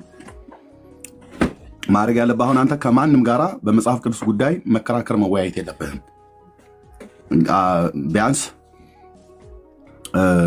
የእግዚአብሔር ቃል እውቀት በደንብ እንዲኖርህ ያስፈልጋል። አንተም አሁን አውቀዋል፣ የተወሰነ ነው እውቀቱ ያለ። ገና አዲስ ክርስቲያን ነህ፣ እየተማርክ ነው። የውሃ ጥምቀት ተጠምቀሃል። እናስተምርሃለን፣ እንጸልይልሃለንም። አሁን አንተ በእንደዚህ አይነት ወንድሞች ባሉበት ቤት በዚሁ በወንድሞች መካከል አሁን እኛ ወንድሞች ወገኖች ነን። ስለአንተ ነገር ይመለከተናል፣ ያገባናል። ስለዚህ እንደዚህ ቤት በሚከፍቱ ሰዓት ላይ ከፈለክ ምታች ሆነህ አንዳንዴ እንግዳ ቦታ እንዳይዝብን እታችም ሆነ መስማት ቦታም ካለ እንደዚህ ከላይ ገብተህ መስማት መማር ነው ያለብህ እና ቤተክርስቲያን እንዳትቀር የእሁድ ፕሮግራም የትምህርት ጊዜ እዛ እንዳትቀር። የመጽሐፍ ቅዱስ ጥናት በቤተክርስቲያን ውስጥ አለ፣ እዛም እንዳትቀር አጥና። ወይ ደግሞ ለምሳሌ አካባቢህን የግድ መናገር የለብህም፣ በውስጥ ተደዋውለን ለቸርችህ እዛ ቤት ለቸርቹ ይቀርብ ከሆነ ካልሆነም ደግሞ ጤናማ የተባሉ አብያተ ክርስቲያናት የኛዎቹ ወንጌላውያን ማለት ለምሳሌ እንደነ መሰረተ ክርስቶስ እንደነ ቃል እነሱም ጋር ፕሮግራም ካለ የግድ የተቀባ እግዚአብሔር ቃል ብቻ አይደለም ሄዳ ያለብህ። በሌላ ቀን ለምሳሌ እሑድ አምልኮ እዛ የተቀባ ከሄድክ ለምሳሌ ሮብ ሙሉ ወንጌል የመጽሐፍ ቅዱስ ትምህርት ቢኖር ወይ የሆነ መንፈሳዊ ህብረት ቢኖር ሄደ መካፈል ትችላለህ። ያም ወገኖች ናቸው፣ ወንድሞቻችን እህቶቻችን ናቸው።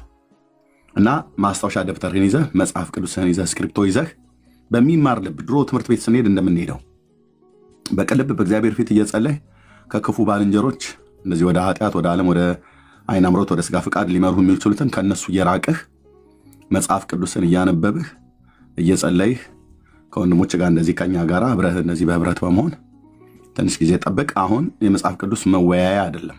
አሁን በባለፈው ዶክተር የተባለችዋ ስታወራህ እየሰማን ነበር። እኔ አንድ ቦታ ላይ ስላልቻልኩ ኤፍዬ ስለገባ ተውኩትኝ። አልቻልኩም ነበር። በእርግጥ እሱም ባይገባልህ የነበርኩበት ቦታ ለመግባት የሚያስችል አልነበረም።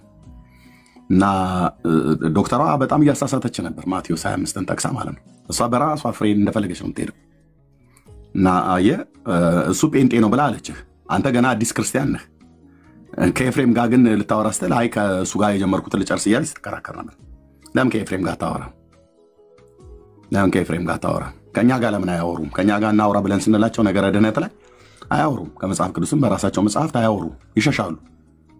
አዲስ ክርስቲያን ስለሆንክ ግን እንደሆንክም ስላወቀች መጽሐፍ ቅዱስን በደንብ እንዳልተማርክ ስላወቀች እሷ የፈለጋትን አጣማ ስትናገር ነበር። ግን ኤፍዬ ገብቶ ያው በደንብ የተናገረው እናውቃለንና በርታ፣ ይዞ ተባረክ፣ ጸጋ ይብዛልህ። ዳንዬ ሶሪ ስለያዝኩ ይቅርታ። አሁን መወዳችሁ ተባረኩልኝ። እሷ ልጅ ባይዘው ያለቅም ብላኛለች። ሁሌ በቃ ጭቅጭቅ። አሁንም ሰኞ 6 ሰዓት ላይ ካልተገናኘን እያለች ግን እኔ ስልኩን እንዳልዘጋ ነው በቃ። ከዚህ በኋላ ስትመጣ እንደዛ የምትገባ ከሆነ አንተ ጋር የምትመጣ ከሆነ ሼር አድርገን ነገረ ድህነትን አወራለሁ ብላ ካለች እዛው አንተ ፊት ታያቸዋለህ። ኦኬ፣ በራሳቸው መጽሐፍት በመጽሐፍ ቅዱሶቻቸውም እናወራቸዋለን። አላወራም ብላ ስትወርድ ታያታለህ እዛው ጋር ማለት ነው። ሼር አድርገኝ ለኔ ዶክተሯ የተባለችው 6 ሰዓት አለች ሰኞ እኮ እየተቀጣጠራችሁ ነው። አንተ እየቀጠርካት እየጠራሃት ማለት ነው። ትጽፍልኛለች በውስጥ አንዱ አሁን ወንጌል አዋቂዎች መጥቶ ለብለብ ሲያረጓት አይ እኔ ከአንተ ጋር ብቻ ነው ማውራት ያለብኝ እያለች ትወጣለች። በውስጥ ደግሞ ፈርተ ነው ምናምን ትለኛለች። ከዛ 6 ሰዓት ሰኞ እንግዲያው 6 ሰዓት ሰኞ እኔ ወይ አንተ ወይ ኤፍሬም ባለ ጊዜ ባለበት ነው እንጂ ከእሷ ጋር ማውራው ከዚህ በኋላ ፌስ ቱ ፌስ አላውራት። ምክንያቱም ከኔ ጋር በሰዓት እንለያያለን። የኔ ሰኞ 6 ሰዓት በእናንተ እኔ ጋር ጥሩ አይሆንም። በዚህ ሰዓት አካባቢ ይመስለኛል። ከዚህ ሰዓት አሁን ስንት ሰዓት ነው ኢትዮጵያ? ከዚህ 1 ሰዓት በፊት ሰዓት ጥሩ አይደለም። አሁን ዛሬ ስላመሸው ነው እንጂ እኔ ጋር የምተኛበት ነው። ኤፍዬን ቅጠረው ወይ ደግሞ እዚህ እነ ብርኬ ያሉ እንደዚህ ቅጠራቸው ሰዓት ላይ ማለት ነው። ኤፊን እስቲ በውስጥ እንትኑ አጣሁት እኮ ፈልጌ ፎሎወርስ ላይም ፎሎ አድርጌው ነበረ። የለም ወዴት እንደጠፋ አላውቅም።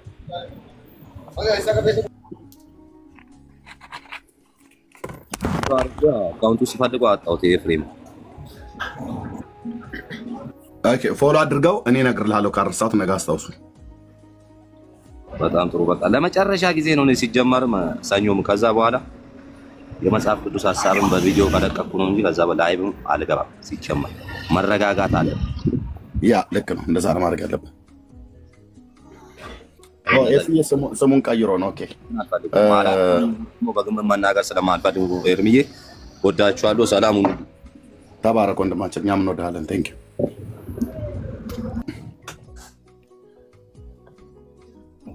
በጣም ይቅርታ ልሰናበታችሁ፣ ልተኛ ነው። እሺ ወንድምነት ተኛ። ቱሌታ ተገላላችሁ ወገኖች፣ ሁላችሁንም ሰላም ሁኑ። አሜን።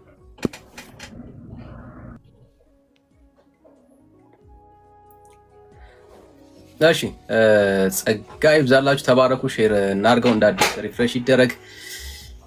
ፕሮግራማችንን እንቀጥላለን። ትንሽ ሰዓት አለን፣ እንቆያለን። እሺ ሳሙኤል ከየት ቤተ እምነት ይሆን የመጣው? ሳሚ። እሺ ሌላ ኦርቶዶክስ ያለ? ሌላ ኦርቶዶክስ ያለ? ሌላ ኦርቶዶክስ ያለ? ሌላ ኦርቶዶክስ ከፈጣሪ በታች ከፍጡራን ከፈጣሪ በታች ከፍጡራን በላይ ናት ብሎ የሚያምን ኦርቶዶክስ እንደዛ ብሎ የሚያምን ኦርቶዶክስ ያለ? እንግዲህ ቤተክርስቲያኒቷ ውስጥ ያለ ትልቅ ትምህርት ነው። ትምህርትና እምነት ነው። አምናለሁ እኔ ኦርቶዶክስ ነኝ ብሎ የሚያምን ሰው ካለ በዚህ ጉዳይ ላይ ጥያቄም ያለው ሰው ካለ መግባት ይችላል። እሺ ኪዲ ነው የሚለው። ሰላም ሰላም ኪዲ። እሺ ትውልዳችን ግን እንዴት ግራ እየተጋባ እንደሆነ ቅድም አንድ ቪዲዮ አሳይተን ነበር። እስቲ እሱን ቪዲዮ ድጋሚ ላሰማችሁ፣ እንዴት ያለ ከባድ ትምህርት እንደሆነ ሰውን ወዴት እንደሚመራ እንድታዩት ያክል ነው። ሌላ ዓላማ የለውም። እሱን ግን እንድትመለከቱት ያክል ነውና እስቲ ልክፈትላችሁና አዩት።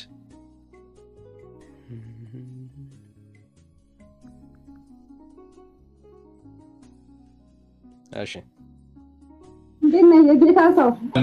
የጌታ ሴት የእመቤቴ የድንግል ማርያም ልጅ ነኝ። ኢየሱስስ? እሱ የእናንተ አምላክ ነው፣ እኔ ማውቀው አይደለም። ማንን ነው የምታውቂው? እሺ እመቤቴን ነው ማውቃት። ከኢየሱስ ክርስቶስና ከማርያም ማንን ነው የምትወጂው የበለጠ? ምን ማለት ነው? እመቤቴ ባትኖር ኢየሱስ ክርስቶስ የለም። ኢየሱስ ክርስቶስ ማርያም ስላለች ነው። እሱ ኢየሱስ ክርስቶስ ከማርያም በፊት አልነበር? በረንድ እኔ እንጃ። እስኪ አንተ ንገረኝ። እኔ አለ ብዬ ነው ማምኑ። ሰው እስካት ናት። እየተዋወቅን ብዙ አናወራ።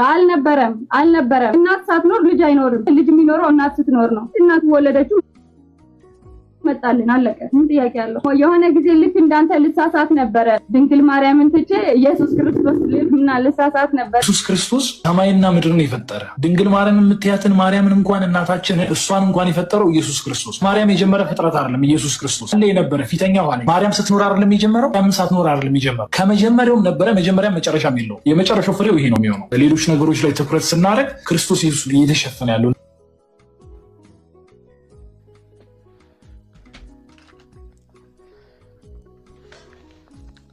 እንግዲህ ትውልዳችን ምን ያህል ጨለማ ውስጥ እንዳለ እንድትመለከቱት ያክል ነውና በጣም ከባድ ጨለማ ውስጥ ነው ያለው። በጣም ማለት ነው። መሰረቱ ግን የቤተክርስቲያኒቶቿ መጽሐፍቶች ናቸው። መሰረት የሆነው አሁን ዝም ብለው ከኪሳቸው ምናምን ያፈለቁት ሐሳብ አይደለም። ቤተክርስቲያን ውስጥ ያሉ መጽሐፍቶች፣ ስብከቶቻቸው ከዚህ የተለየ ነገር አያወሩ። ይሄንን ነው የሚያወሩትና ምእመኑ አንደርስታንድ የሚያደርገው በዚህ ደረጃ ነው። ይህንኑ ሀሳብ ነው በደንብ የምናየው ማለት ነውና ቀላል ትምህርት አይደለም። አንድ ቪዲዮ ልድገምላችሁ ምን ያህል ከባድ ስራ እንዳለብን እንድታዩት ያክል ነውና በጣም ብዙ በጨለማ ውስጥ ያሉ ወገኖች አሉ። ለነሱ ወንጌል መስበክ አለብን ወገኖች። ጌታን ማሳየት አለብን። እሺ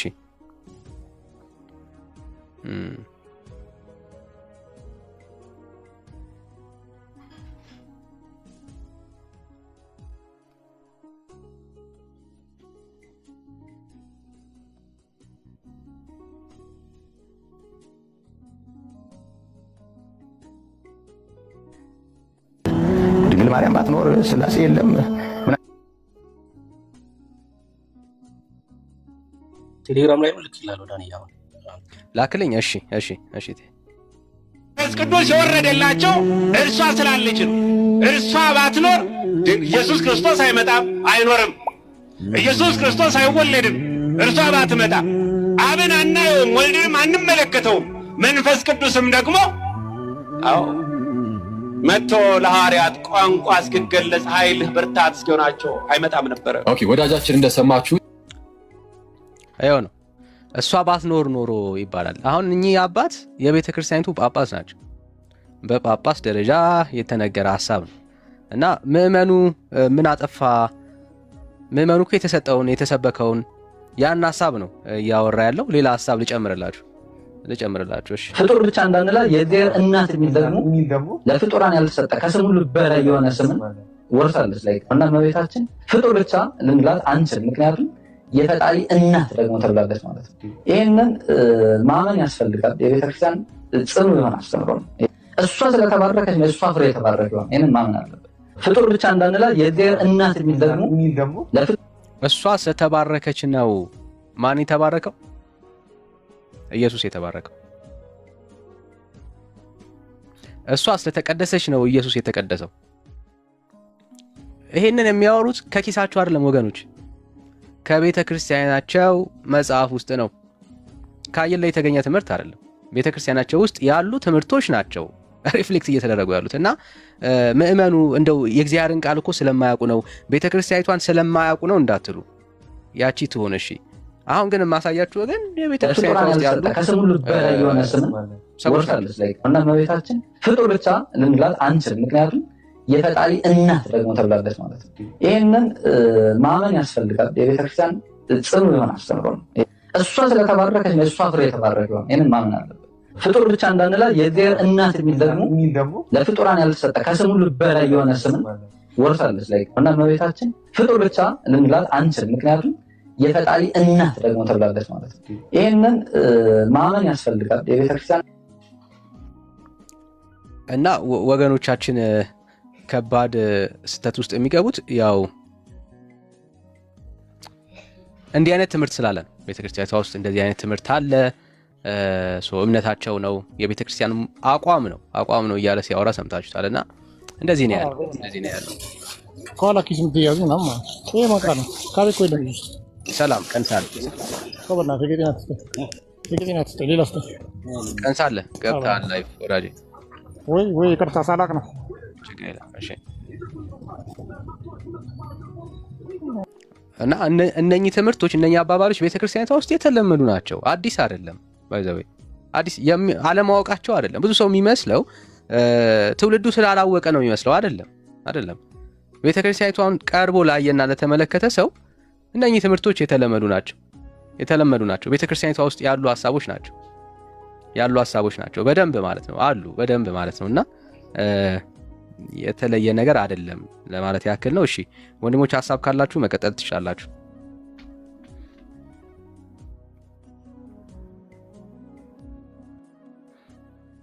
እኔ ቤክ ድምጼ ይሰማል አይደል? አትሰማለ ቤካዬ? ያ ሴት ልጅቷና ያኛው ልጅ ትክክል ናቸው እኮ እነሱ። አሁን አንተ እንዳልከው ከአባታቸው የተማሩት ከአባታቸው የቀዱትን ነገር ነው ያሉት። ሜቢ መጽሐፍ ማላስታውሰው ትዝ ይላል እንደዚህ የሚል ነገር እናገኛለን። እኔ ማርያም ከፈጣሪ በታች ብቻ አይደለችም። አሁን ካሰማን ድምፅ ራሱ ወይ ደግሞ ካሰማን ከአባታቸው ትምህርት የምንረዳው ማርያም ራሷ የሥላሴ አስገኝ እንደሆነችም ጭምር ነው። ትዝ ይብል ከሆነ አነዋወርሽ ሰማይና ምድር ሳይፈጠሩ ነው፣ ፀሐይና ጨረቃ አልቀደሙሽ የሚል አለ አይደለም? ስለዚህ ያ ማለት ማርያም ቅድመ ዓለም ነበረች ማለት ነው። ቅድመ ዓለም ከነበረች ደግሞ ማርያም አምላክ ናት ማለት ነው። እሺ አነዋወሯ ፀሐይና ምንድነው ሰማይና ምድርን ካልቀደመ ሳይፈጥሩ በፊት ከሆነ እንዲሁም ደግሞ ፀሐይና ጨረቃን ካልቀደሟት ወጪስ እሷ ነበረች። እሱ ብቻ አይደለም፣ ከፍጥረት አንጻር እንኳን ካየ ጌታችን ኢየሱስ ክርስቶስ ማለት እግዚአብሔር በልጁ እንደፈጠረ ይናገራል መጽሐፋችን በግልጽ ማለት ነው። ግን በሌላ በኩል ደግሞ እግዚአብሔር በአንቺ ያረብ ነው፣ እግዚአብሔር በአንቺ ሰማይና ምድርን ፈጠረ ይላል። ከዚያ ደግሞ ፀሐይን፣ ጨረቃን፣ ከዋክብትን እያለ ይዘረዝርና የሚታየውን የማይታዩትንም በአንቺ ፈጠረ፣ አንቺ ፍጥረት ሁሉ በፍጥረት ነሽ ምናምን እያለ የሚያነሳው አለ። ኢዛይያስ 7 ላይ አይ ቲንክ ያርቡ ይመስለኛል ነው። ሶ ማርያም ቀድመ ዓለም ነበረች እሷ አምላክ ናት ማለት ነው። ከፍጡራን ምንድነው በላይ ብቻ ሳትሆን ፍጡራን ራሱ ያስገኘች ፍጡራን የፈጠረች ፈጣሪያቸው ናት ማለት ነው። ሌላ ላይ ደግሞ አይ ቲንክ ባልሳሳት ከሐሰተኛ መምህራን ተጠብቁኝ ላይ ስለ ማርያም ፍጡር ወይም ደግሞ ሰው ናት ብሎ መናገር የማይሰራ ኃጢአት እንደሆነ የሚናገር አለ። ረቢላው ኔቢ ቃል በቃል ካልኩት ጥንተ አብሶ ነበረባት ወይም አለባት እያሉ አይደለም። ጥንተ አብሶ ነበረባት ወይም አለባት የነጻች ከብስራት በኋላ ነው። እርሷ ሰው ናት ከሰማይ አልወረደችም እያሉ መናገር አይደለም። አልፎም መጽሐፍ ድፍረት፣ ክህደት እና የማይሰራ ኃጢአት ነው ይላል። ያ ማለት ምንድነው? ማርያም ከሰማይ የመጣች ነች ማለት ነው፣ ሰው አይደለችም።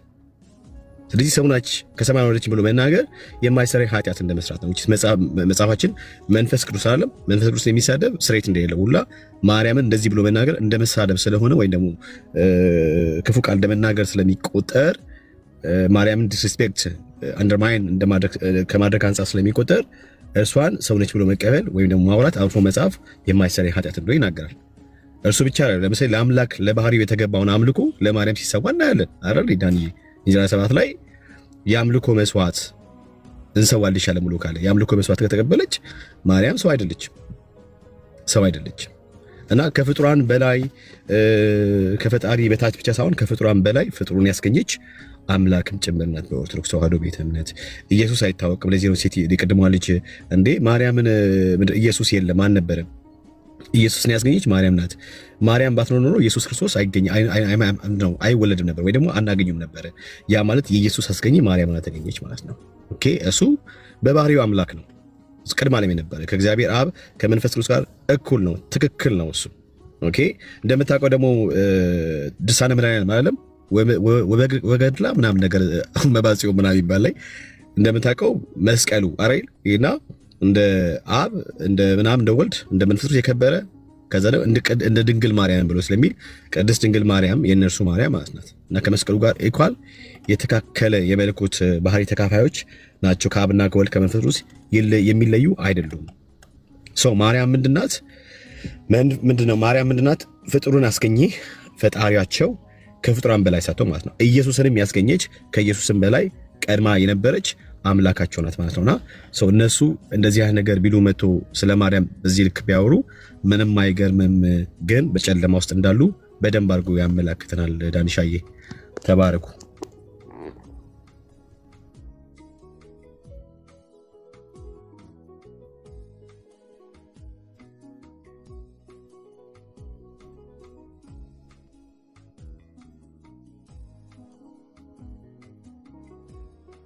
ተማም ላይ ነው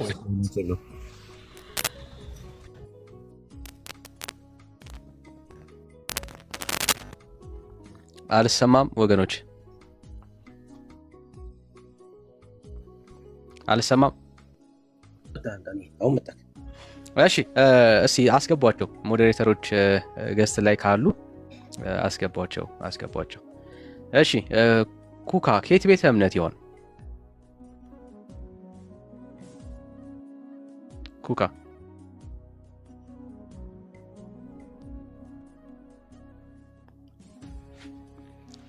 እሺ ሌላ ኦርቶዶክስ አይካል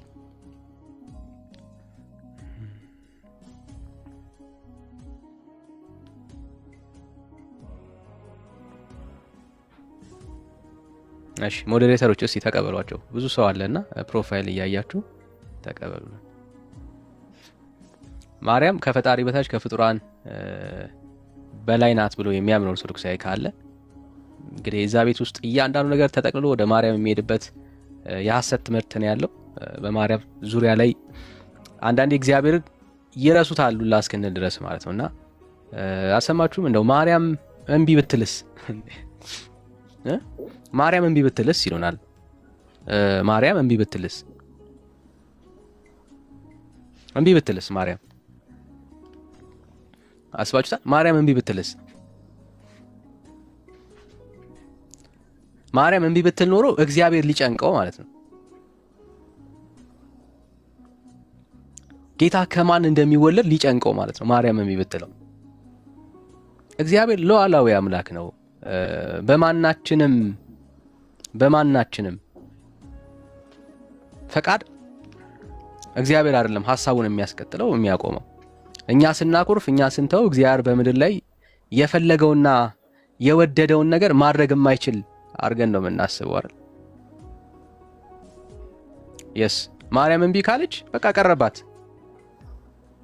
እግዚአብሔር ማርያም እምቢ አለች ብሎ ሰውን የማዳን የዘላለማዊ እቅዱን ከማድረግ ወደ ኋላ አይልም። ማርያም እምቢ ካለች መዳን ለአይሁድ እግዚአብሔር ከሌላ ቦታ እንደሚያደርግ ሁሉ መዳን ለሰው ልጆች ከማርያም ውጪ በሌላ ድንግል ይከናወናል። ይሄ እግዚአብሔር ባህሪው ነው።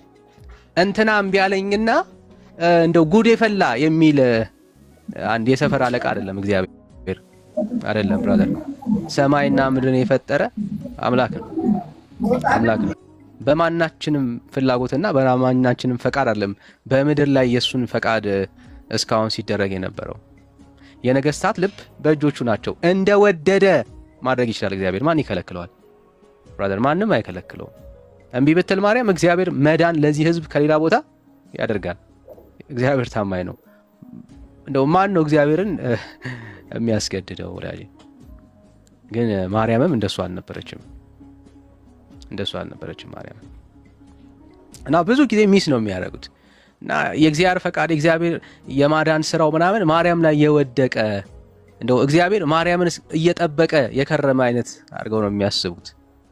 አይደለም፣ እንደዛ ሆኖ አያውቅም። የእግዚአብሔር ሐሳብ እንደሱ ሆኖ አያውቅም። አንቺ እምቢ ብትይ መዳን ለአይሁድ ከሌላ ቦታ ይመጣል አይደል ያላት? ያ እግዚአብሔር እኮ ነው አሁንም ያለው ወዳጅ። አይሁድን ለማዳን እግዚአብሔር ሌላ ሰው ከተጠቀመ ምድርንም ለማዳን እንደዚሁ ማርያም እምቢ ብትል ከሌላ ቦታ ላይ መዳን ይሆንለታል። እግዚአብሔርን ማንም ይከለክለው የለም ወዳጆችና እግዚአብሔር የሆነ የሰፈር ውስጥ ያለ አንድ አለቃ አድርጋችሁ አታስቡት። አይደለም፣ እግዚአብሔር የሆነ የሰፈር አለቃ አይደለም። እንደሱ የምታስቡ ከሆነ መጽሐፍ ቅዱስ ውስጥ ያለውን እግዚአብሔርን አላወቃችሁትም ማለት ነው። እግዚአብሔር የሰፈር አለቃ አይደለም። ሳምበዲ ሲያኮርፍ እንደው ምን ይውጠኝ ብሎ የሚሰጋ አምላክ አይደለም እግዚአብሔር። ይቀርበታል። እኔ ብቀር እዚህ ያለን አገልጋዮች አናገለግልም ብለን ብናምጽ እኛ ተጎዳን። ጳውሎስ ቢያምጽ ኖሮ ጳውሎስ እምቢ ቢል ነው ጳውሎስ ቀረበት። ጴጥሮስ እምቢ ቢል ጴጥሮስ ቀረበት ብራዘር። ወይኔ ጴጥሮስ ቀረብኝ ብሎ የሚሰጋ ጌታ የለም። ለዚህ ነው ይሄን እኮ የምታዩት ዞር ብሎ እናንተስ መሄድ ትፈልጋላችሁ አይደል ያላችሁ ብራዘር። ጴጥሮስ ቢቀር ለራሱ ጥቅም ነው። አዎ እኛ ብንሄድ እኮ ጌታ ሆይ አንተ በማን ትሰራለህ አላለው። መልሱን ካያችሁ ጴጥሮስ እንደዛ አይደለም ያለው። እኛ በመሄዳችን እኮ ትጎዳለህ አይደለም ያለው። አይደለም፣ የሚጎዳ ጌታ የለም። ካንተ ወደ ማን ሄዳለን? አንተ የዘላለም የህይወት ቃል አለ። ጴጥሮስ የቀረው ኢየሱስን ለማገዝ አይደለም። ጴጥሮስ የቀረው ለራሱ ሲል ነው። ሐዋርያቶች ያልሄዱት ከጌታ ዘንድ ፈቀቅ ያላሉት ስለራሳቸው ሲል ነው። ለዛ ነው ጌታ ማንንም ማለት ሄድክ፣ ቀረህ፣ መጣ ለእግዚአብሔር የምትጨምርለት የምትቀንስለት ነገር የለም። ማርያም እምቢ አለች፣ እሺ አለች። ጉዳዩ እግዚአብሔር ከመፈጸም ወደ ኋላ የሚከለክለው ማንም የምድር ኃይል የለም ብራዘር። እሱ ሉዓላዊ አምላክ ነው። ፈቃዱንም ሐሳቡንም መፈጸም ይችላል። ይካንዱይስ ወዳጄ፣ የእውነት ነው። እግዚአብሔር ይችላል። ለእግዚአብሔር አግዘንለት አይደለም፣ ስለሚችል ነው እግዚአብሔር። እኛም ዛሬ ወተን የምናገለግለው ሁላችንም ጌታን መርጠን ያለነው እግዚአብሔር እንዳይጎልበት አይደለም ማንም ማለት ነው። እኔ በአገልግሎት የገባኝ ሁላችንም የተረዳነው እውነት ይሄ ነው። የምናገለግለው ለእግዚአብሔር አስበንና ለእግዚአብሔር ብለን አይደለም ብራዘር። እግዚአብሔር እንዳይጎልበት ምናምን አስበን አይደለም የምናገለግለው። ለራሳችን ጥቅም ነው። ለራሳችን ሰነል እና አንዳንዴ እግዚአብሔርን እንደሱ አናስበው ወገኖቼ። እግዚአብሔርን ለእነሱ ልናስበው አንችልም። ታምናሃል? አዎ፣ ከታመንክ እግዚአብሔር በቃ ይታመንልሃል። ስለ ስሙ ያሳየውን ፍቅር ይረሳ ዘንድ እግዚአብሔር አመፀኛ አይደለም። የማንም ዕዳ የማንም ባለ ዕዳ አይደለም እግዚአብሔር። አይደለም ብራዘር። ስላደረከው ነገር እግዚአብሔር በእጥፍ ይመልስልህ ይከፍልሃል እንጂ በእግዚአብሔር ላይ ክሬዲት የምታስቆጠር ማናችንም የለንም። ለእግዚአብሔር ፌቨር አናደርግለትም። ባይዘዌ ምንም ማለት የምናረጋቸው እያንዳንዱ ነገሮች በክርስትና ዓለም ላይ ለእግዚአብሔር ፌቨር እያስቆጠር ነው የምንኖር ሰዎች የለንም። ለእግዚአብሔር ካደረግንለት ይልቅ እግዚአብሔር ለኛ ያደረግልን ነገር በጣም ብዙ ነው እና ማርያም ለእግዚአብሔር በጣም ፌቨር ያደረገችለት አይነት ስሜት እንዲሰማን የምታደርጉ ሰዎች ትክክል አይደላችሁ። ለምድር ሁሉ ማርያም በቃ የተለየች ሆና ለእግዚአብሔር ፌቨር አላደረገችለትም። ይሄን የምታየው ከማርያም ንግግር ነው። ማርያም የገባት የባሪያይቷን ውርደት ጌታ እንደተመለከተ ነው። ለተሻለ ለከበረ እጅግ ለሚልቅ ክብር እግዚአብሔር እንደመረጣት ነው እሷ እየገባት ያለው። ስለዚህ ማርያም እሺ ያለችው የመጣላት ይሄ አገልግሎት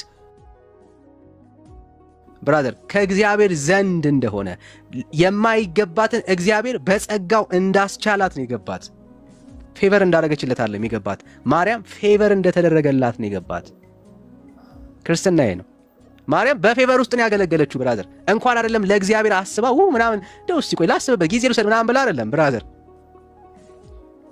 ውርደቷን እንደተመለከተ ነው ማርያም የገባት።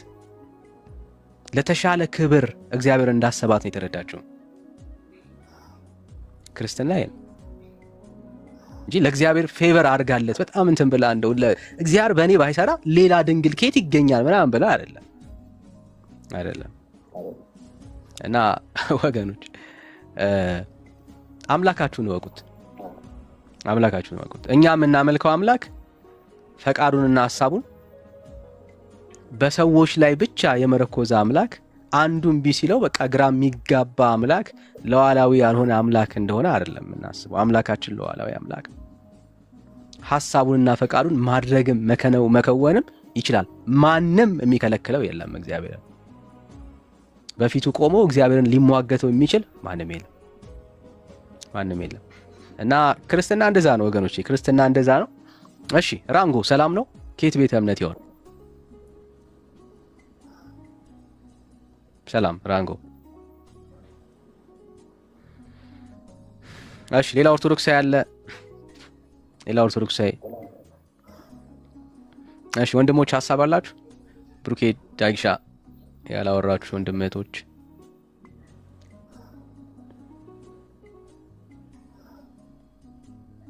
እሺ ዳኒ ተባረክ። ምናልባት ካለው ኦርቶዶክሳውያን መግባት ይችላሉ። እንግዲህ እሷም እምቢ ብትለው በቃ አልቆልን ነበር። ምንም እኮ ምን ጥያቄ አለ? በቃ አልቆልን ነበር፣ በበረሃ ቀረን ማለት ነው።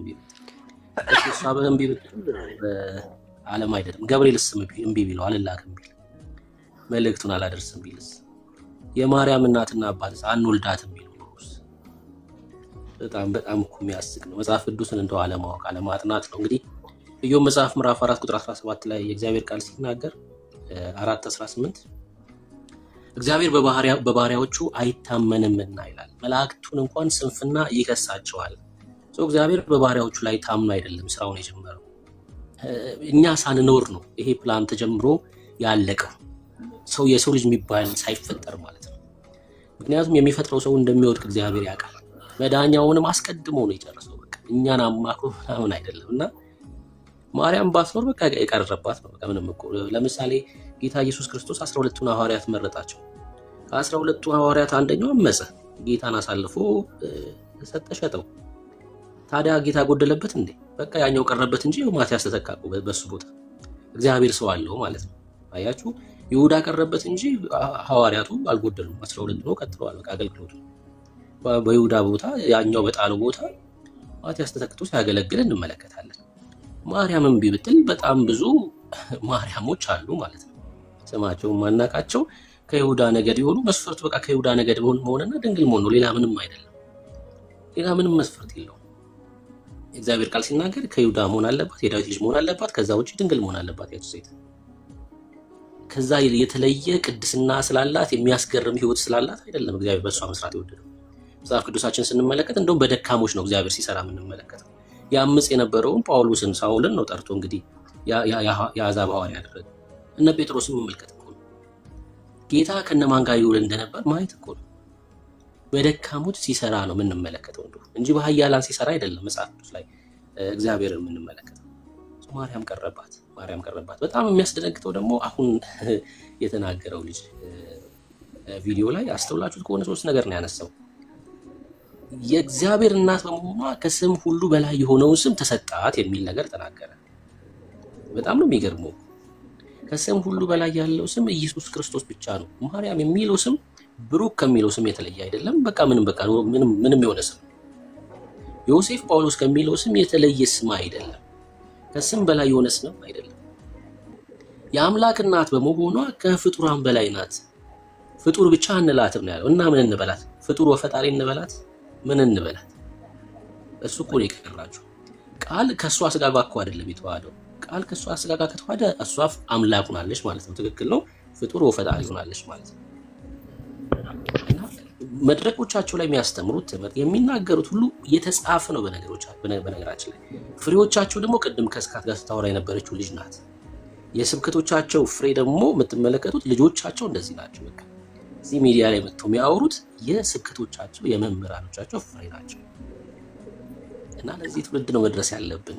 ትብታብ በሆነ ትምህርት፣ መጽሐፍ ቅዱሳዊ ባልሆነ ትምህርት ተይዘው በስመ ክርስትና እኩል ከኛ ጋር ተቆጥረው ይሄን ያህል ቁጥር በኢትዮጵያ አለ ይባላል። ግን አይደለም፣ በጭራሽ ክርስቲያኖች አይደለም። ክርስትና በክርስቶስ ኢየሱስ በመሆን የሰው ትምህርትን መጣል ነው። ክርስትና መጽሐፍ ቅዱስ የማይለውን ትምህርት መቃወም ሲቻለው ክርስትና ማለት እሱ ነው እንጂ ፍጡርን ተስፋ አድርጎ በፍጡር በኩል የእግዚአብሔርን መንግስት ለመውረስ የሚደረግ ጥረት ክርስትና አይደለም። የሌላ ትምህርት ነው። ይሄ ሌላ ትምህርት ነው። መጽሐፍ ቅዱሳዊ ትምህርት አይደለም። እግዚአብሔርም ይሄን መንገድ አላዘጋጀም። ምክንያቱም ዓለም ሳይፈጠር በፊቱ ነውር አልባ እንድንሆን በክርስቶስ ኢየሱስ ነው የመረጠን እንጂ በእነ ማርያም በኩል አይደለም። ይሄ የሰው ትምህርት ነው። የገቡት እንቀበላለን። እየተባረከ እሺ ምን ነው የሚለው ዘሸዋ? አቤት። ሰላም። ከየት ቤተ እምነት? ግማሽ ኦርቶዶክስ ግማሽ ፔንቴ። እንደዚህ የሚባል እምነት የለም። ለምን? ሳይቀላቅል ማለት ነው። እሺ ተቀበሉ እስቲ። አይ ተቀበሉ። እሺ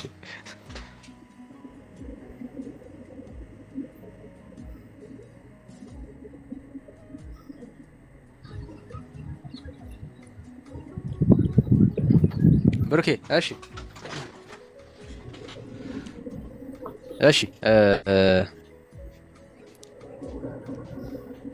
ከፈጣሪ በታች ከፍጡራን በላይ ናት ማርያም? አዎ። መጽሐፍ ቅዱሳዊ ማስረጃ እስቲ። መጽሐፍ ቅዱሳዊ ማስረጃ በተጻፈ ታምናለህ? መጽሐፍ ቅዱሳዊ ማስረጃ እስቲ። አዎ፣ መጽሐፍ ቅዱስ ላይ ከተጻፈ አምናለሁ። መጽሐፍ ቅዱስ ላይ ተጻፈ አታምንም? ካለ እስቲ ብራዘር። አይ መጽሐፍ ቅዱስ ላይ የተጻፈ ካልተጻፈ አታምንም አልኩ። አዎ የተጻፈውን ነው ማምነው።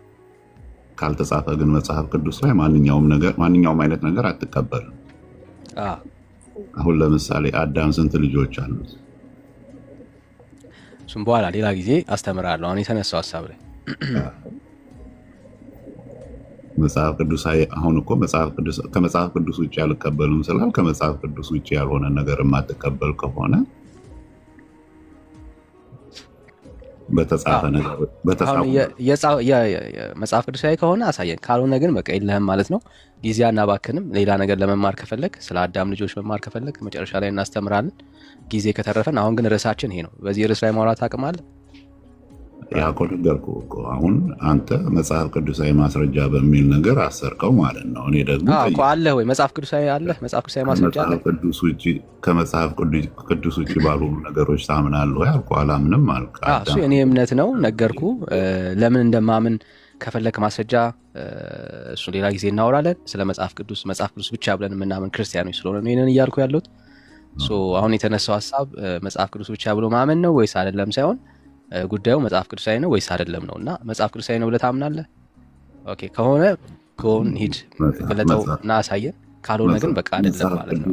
መጽሐፍ ቅዱስን እንደ አንድ ቅዱስ መጽሐፍ ነው ማምነው። ስለ አንተ እምነት አልጠየቅኩ። መጽሐፍ ቅዱሳዊ ነው ወይ ነው ያልኩ። አሁን ያንተን እምነት እኮ እያንጸባረክልኝ ነው ለእኔ። መጽሐፍ ቅዱሳዊ ነው ወዳጅ። የመጨረሻ እድል ልስጥህ። አሁን ይሄ ሀሳብ መጽሐፍ ቅዱሳዊ ነው ብለህ ታምናለህ? ማስረጃ ስጠን፣ ጥቀስለት። ድንግል ሆና የወለደች ሴት ስለሌለች ጥቀስ በእግዚአብሔር ዘንድም የተመረጠች ስለሆነች ጥቀስለት። ምን ላውጣል? መጽሐፉ ጥቅሱን አላውቀውም። ስታውቀው ሌላ ጊዜ ያን ጊዜ ትመጣለሽ ወዳጄ። እስከዛ ከስር ሆነ መማር ነው ያለብህ አንተ። አሁን ጥቅሱን የቱ ጋር እንደሆነ ማታውቅ ከሆነ ቁጭ ብሎ መማር የተሻለ ነው የሚሆነው። እሺ ኤች ትግራ ነው የሚለው። ሰላም ይሰማል ወዳጄ? ሚዩት ነህ።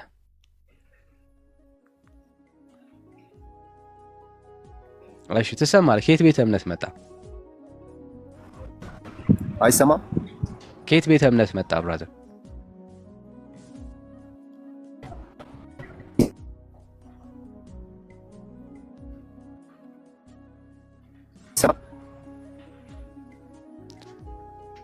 ኔትወርክ ነው ወዳጄ?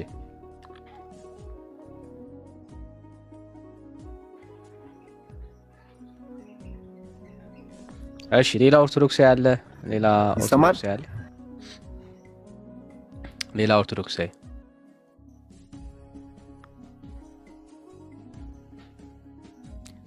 ኦርቶዶክስ ካለ አንድ ቁጥር ይጻፍልን።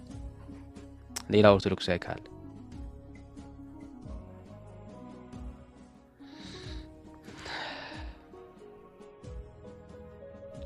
ወገኖች ተረት ዘመናችሁን አይብላባችሁ። የሐሰት ትርክት ዘመናችሁን አይብላባችሁ። የእግዚአብሔር ሐሳብ በሌለበት ጉዳይ ላይ ጊዜያችሁን አታስበሉ።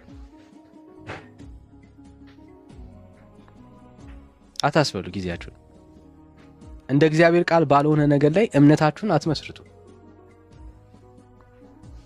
እንደ እግዚአብሔር ቃል ባልሆነ ሐሳብ ላይ እምነታችሁን ስትመሰርቱ ከእግዚአብሔር እውነት ስለምትጎሉ ነው። እንደ እግዚአብሔር ቃል ያልሆነ ሐሳብ ዓላማው ድራይቭ የሚሆነው ከሰይጣን ነው ብራዘርስ። ብዙ ጊዜ እውነተኛውን የጽድቅ ወንጌልና ትክክለኛውን የእግዚአብሔርን ሐሳብ ከልባችሁ ይወስደዋል።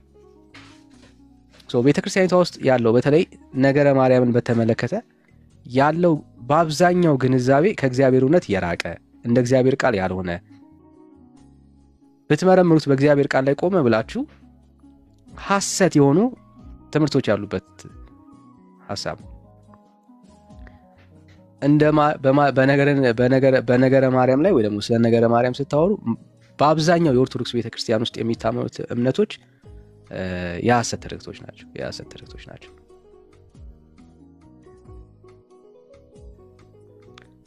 እሺ ሰላም ኤች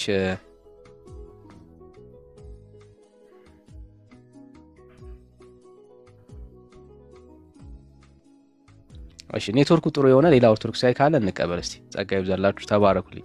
ካላችሁ ንግቡ። በተለይ ከፈጣሪ በታች ከፍጡራን በላይ ናት ብሎ የሚያምን ኦርቶዶክሳዊ ካለ ማለት ነው።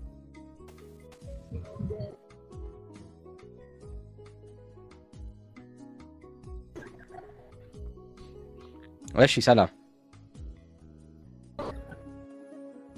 ይሰማል ወዳጅ? ይሰማል። እሺ አሁን ትሰማለህ። ከየት ቤተ እምነት?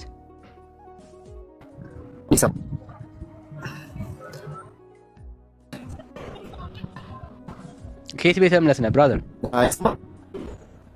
ኔትወርክ በጣም አስቸጋሪ ነው። ኦርቶዶክስ ነው። ኦርቶዶክስ። እሺ ወይ ኔትወርክ ያለበት ቦታ ትሆናለህ በስርዓት ለመነጋገር። ብሩኬ ያለ ተቀበለው። እሺ አሁን ምንም አይሰማም? ትሰማለህ? አሁን ደህና ነህ? አሁን ይሰማል? አሁን ትሰማለህ? እሺ ድምጽህ እየዘገየ ላለመሆኑ እርግጠኛ ለመሆን ከኔ ጋር እስኪ ቁጥር እንጥራ።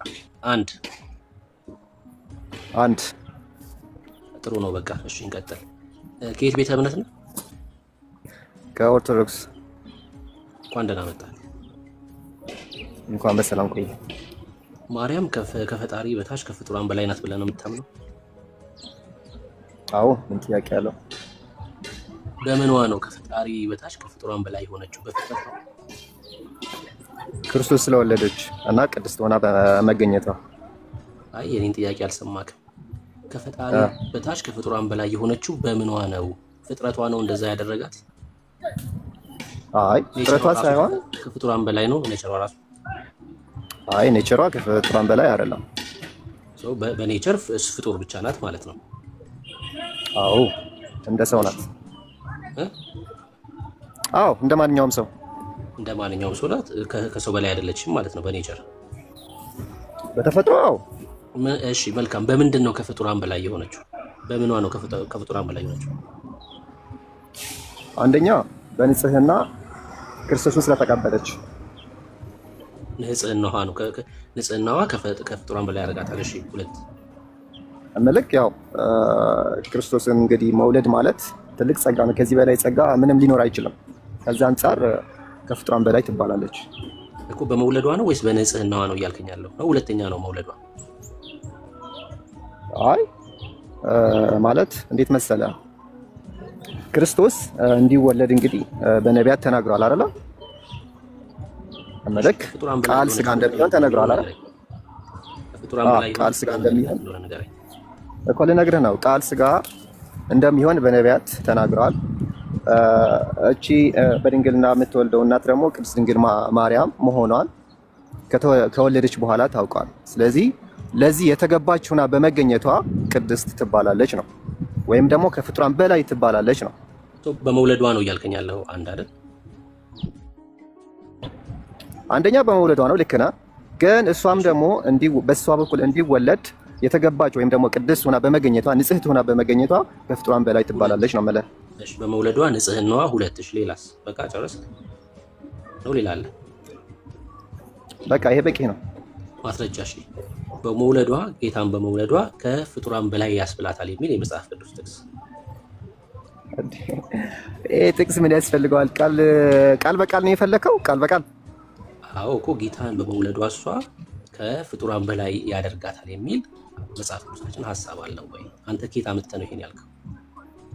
ሐሳቡ ያው ነገር ያለው ሐሳቡ ክርስቶስ እንደሚወለድ ከተናገረ በኋላ እቺ እናት ደግሞ ንጽሕት ቅድስት ሆና በጠበቀችው ጊዜ ከሷ ተወለደ። ይሄንን የትኛውን ፍጥረት አላገኘውም፣ እሷ ብቻ ነው ያገኘችው። ገባህ? ቅድስት በመሆኗ ነው የወለደችው የሚል የመጽሐፍ ቅዱስ ማስረጃ። ስለዚህ ንጽሕት ባትሆን በሷ ከስጋዋ ስጋ ከነፍሷ ነፍስ ነስቶ ቢወለድ ይህ ማለት ኃጢአተኛ አያስብለውም ብለህ ታምናለህ? ማስረጃ አስተኛ አሁን ሀሳብ ነው፣ ሎጂክ ነው እያወራ ያለውና እንዴ ቅድስት በመሆኗ ነው የወለደችው የሚል ሎጂክ አይደለም ያገኘኸው እኮ ማስረጃ ነው። ሎጂክ እንዳይሆንብህ ጥቅስ አዎ ተመርጣ ነዋ እኮ ጥቅስ ስጠኝ። እሺ ንጽሕት ቅድስት በመሆኗ ቃል በቃል የምትጠይቀኝ ከሆነ ሐሳቡንም አሳየኝ። ቃል በቃል ግዴታ ሳይሆን ሐሳቡንም አሳየኝ ከእግዚአብሔር ቃል ላይ ንጽሕት ቅድስት በመሆኗ ነው የወለደችው የሚል መጽሐፍ ቅዱስ ላይ ማስረጃ አስተኝ። ንጽሕት አይደለችም እያልከኝ ነው አንተ? ማስረጃ እየጠየቅኩ ለምን ትጠይቀኛለህ? አንተ ይሄን ስትናገር ኬታ ምት ነው እያልኩ ያለው ጥቅስ ነው። ንጽሕት አይደለችም ካልከኝ እሺ እንደዛ ላድርግ። ንጽሕት ናት የምትለኝ ከሆነ ደግሞ ምንም ጥያቄ አይኖርም። ንጽሕት ስለሆነች ወልዳለች ያልኩህ አንተ ስለሆንክ ለተናገርከው ማስረጃ አቅርብ። ለምን ትጠይቀኛለህ? ክርስቶስ ደግሞ አሁን የምነግርህ ደግሞ አድምጠኛ። ክርስቶስ ንጽሕት ድንግል ማርያም ከስጋዋ ስጋ ከነፍሷ ነፍስ ንጽሕት ባትሆን ኖሮ ከስጋ ስጋ ከነፍሷ ነፍስ ሊነሳ አይችልም ነው የምልህ። እኔ ደግሞ በኃጢአተኛው ስጋ ሊያድንህ አይችልም። አሁንም ይሄ ችግር አይደለም፣ በኃጢአተኛው ስጋ ሊያድንህ አይችልም። እሺ ጥቅስ ውስጠኛ አሁን ለተናገርከው ማስረጃ ከመጽሐፍ ቅዱስ እኮ እመንልኛ። እመቤታችን ንጽሕት አይደለችም። የነሳው ስጋ ጥቅስ ሳትጠቅስ ምኑን ነው ማምንልህ?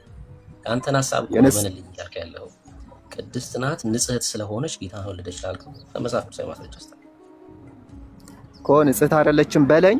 ከስጋዋ ስጋ የነሳው ስጋ ከስጋዋ ስጋ ከነፍሷ ነፍስ የነሳው ንጹሕ አይደለም በላይ ላምጣልህ አልኩህ እኮ ወንድም ወዳጅ ስማኝሽ። ይኸው ንጽሕት ስለሆነች አይደለም ጌታ ክርስቶስ የተወለደው። ይኸው ነገርኩህ። አሁን አንተ እሷ ንጽሕት ስለሆነች ነው ጌታ ክርስቶስ የተወለደው መጥቶ ማስረጃ አስተህ። እሺ ንጽሕት አይደለችም ነው ያልከው? አዎ ንጽሕት ስለሆነች አይደለም ከእሷ የተወለደው ጌታ ንጽሕት ስለሆነች ነው የምትል። እሺ ስለዚህ ኃጢአተኛ ስጋ ነዋ የነሳው ከሷ። አይ በቃ ከነገርኩህ አሁን ማስረጃ አስተኝ። አይደለችም ስላልኩህ ናት የምትል ከሆነ ማስረጃ አስተኝ እኮ። ክርስቶስ የነሳው ኃጢአተኛ ስጋ ነው የምትለኝ ወዳጄ። እሱ ደግሞ ቀጣይ ሀሳብ ነው። ለእሱ ደግሞ መልስ እነግርሃለሁ። ልክ አሁን እንደነገርኩህ አሁን ለእኔ ለተናገርኩት ተሳስታል የምትለኝ ከሆነ ጥቅስ ስጠኝ ከመጽሐፍ ቅዱስ እኮ። ልነግርህ ነው እኮ ኃጢአተኛው ስጋ ነሳ ነው ወይ የምትለኝ ነው የምልህ። አዎ በለኝ። ይሄ እንድትነግረኝ ሳይሆን ማስረጃ እንድትሰጠኝ ነው የምፈልገው ወዳጅ። እኮ ልሰጥህ ነው። አዎ ኃጢአተኛ ስጋ ነው የነሳው በለኝ። እመንልኝና እሰጥሃለሁ። ክርስቶስ ከማን ነው ስጋ የነሳው? ክርስቶስ ከማን ነው ስጋ የነሳው?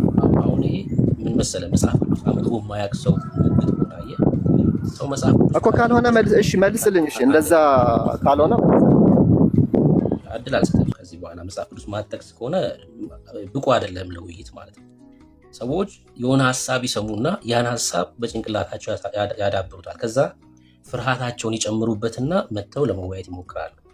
ለምትናገረው ነገር ማስረጃ ካለ እየጠቀስክ አውራ፣ ካልሆነ ግን ጌታ የወደቀውን ስጋ የኃጢአተኛ ስጋ አሁን አንተ ውስጥ ያለ ጭንቀት ነው።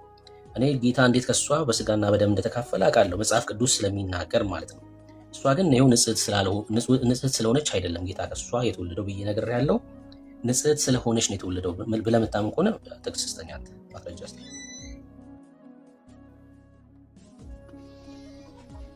መጽሐፍ ቅዱሳዊ ማስረጃ ኤጅ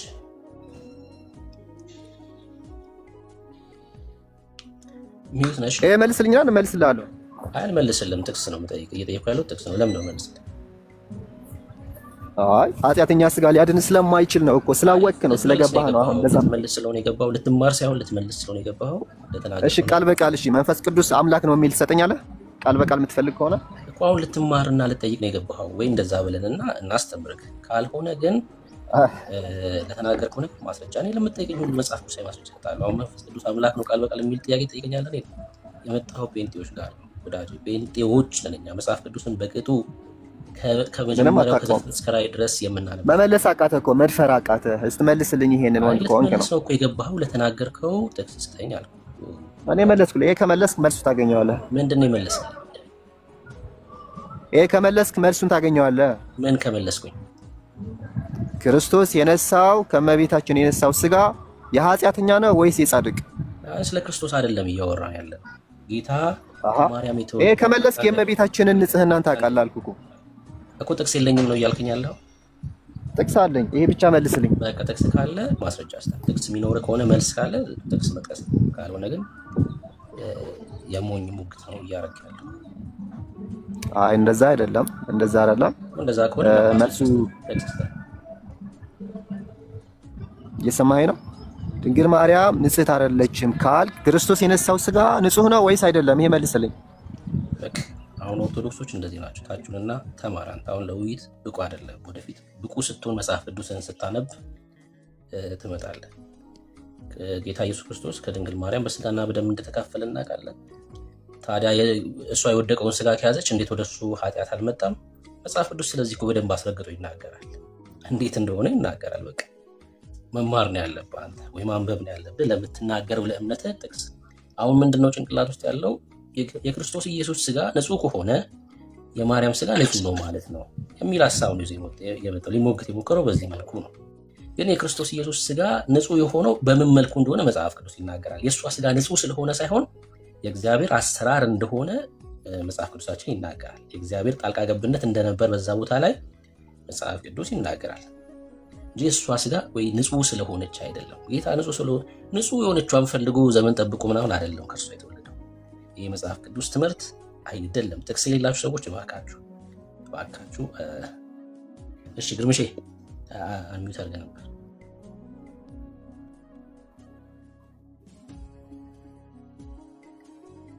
ጆ እንኳን ደህና መጣህ።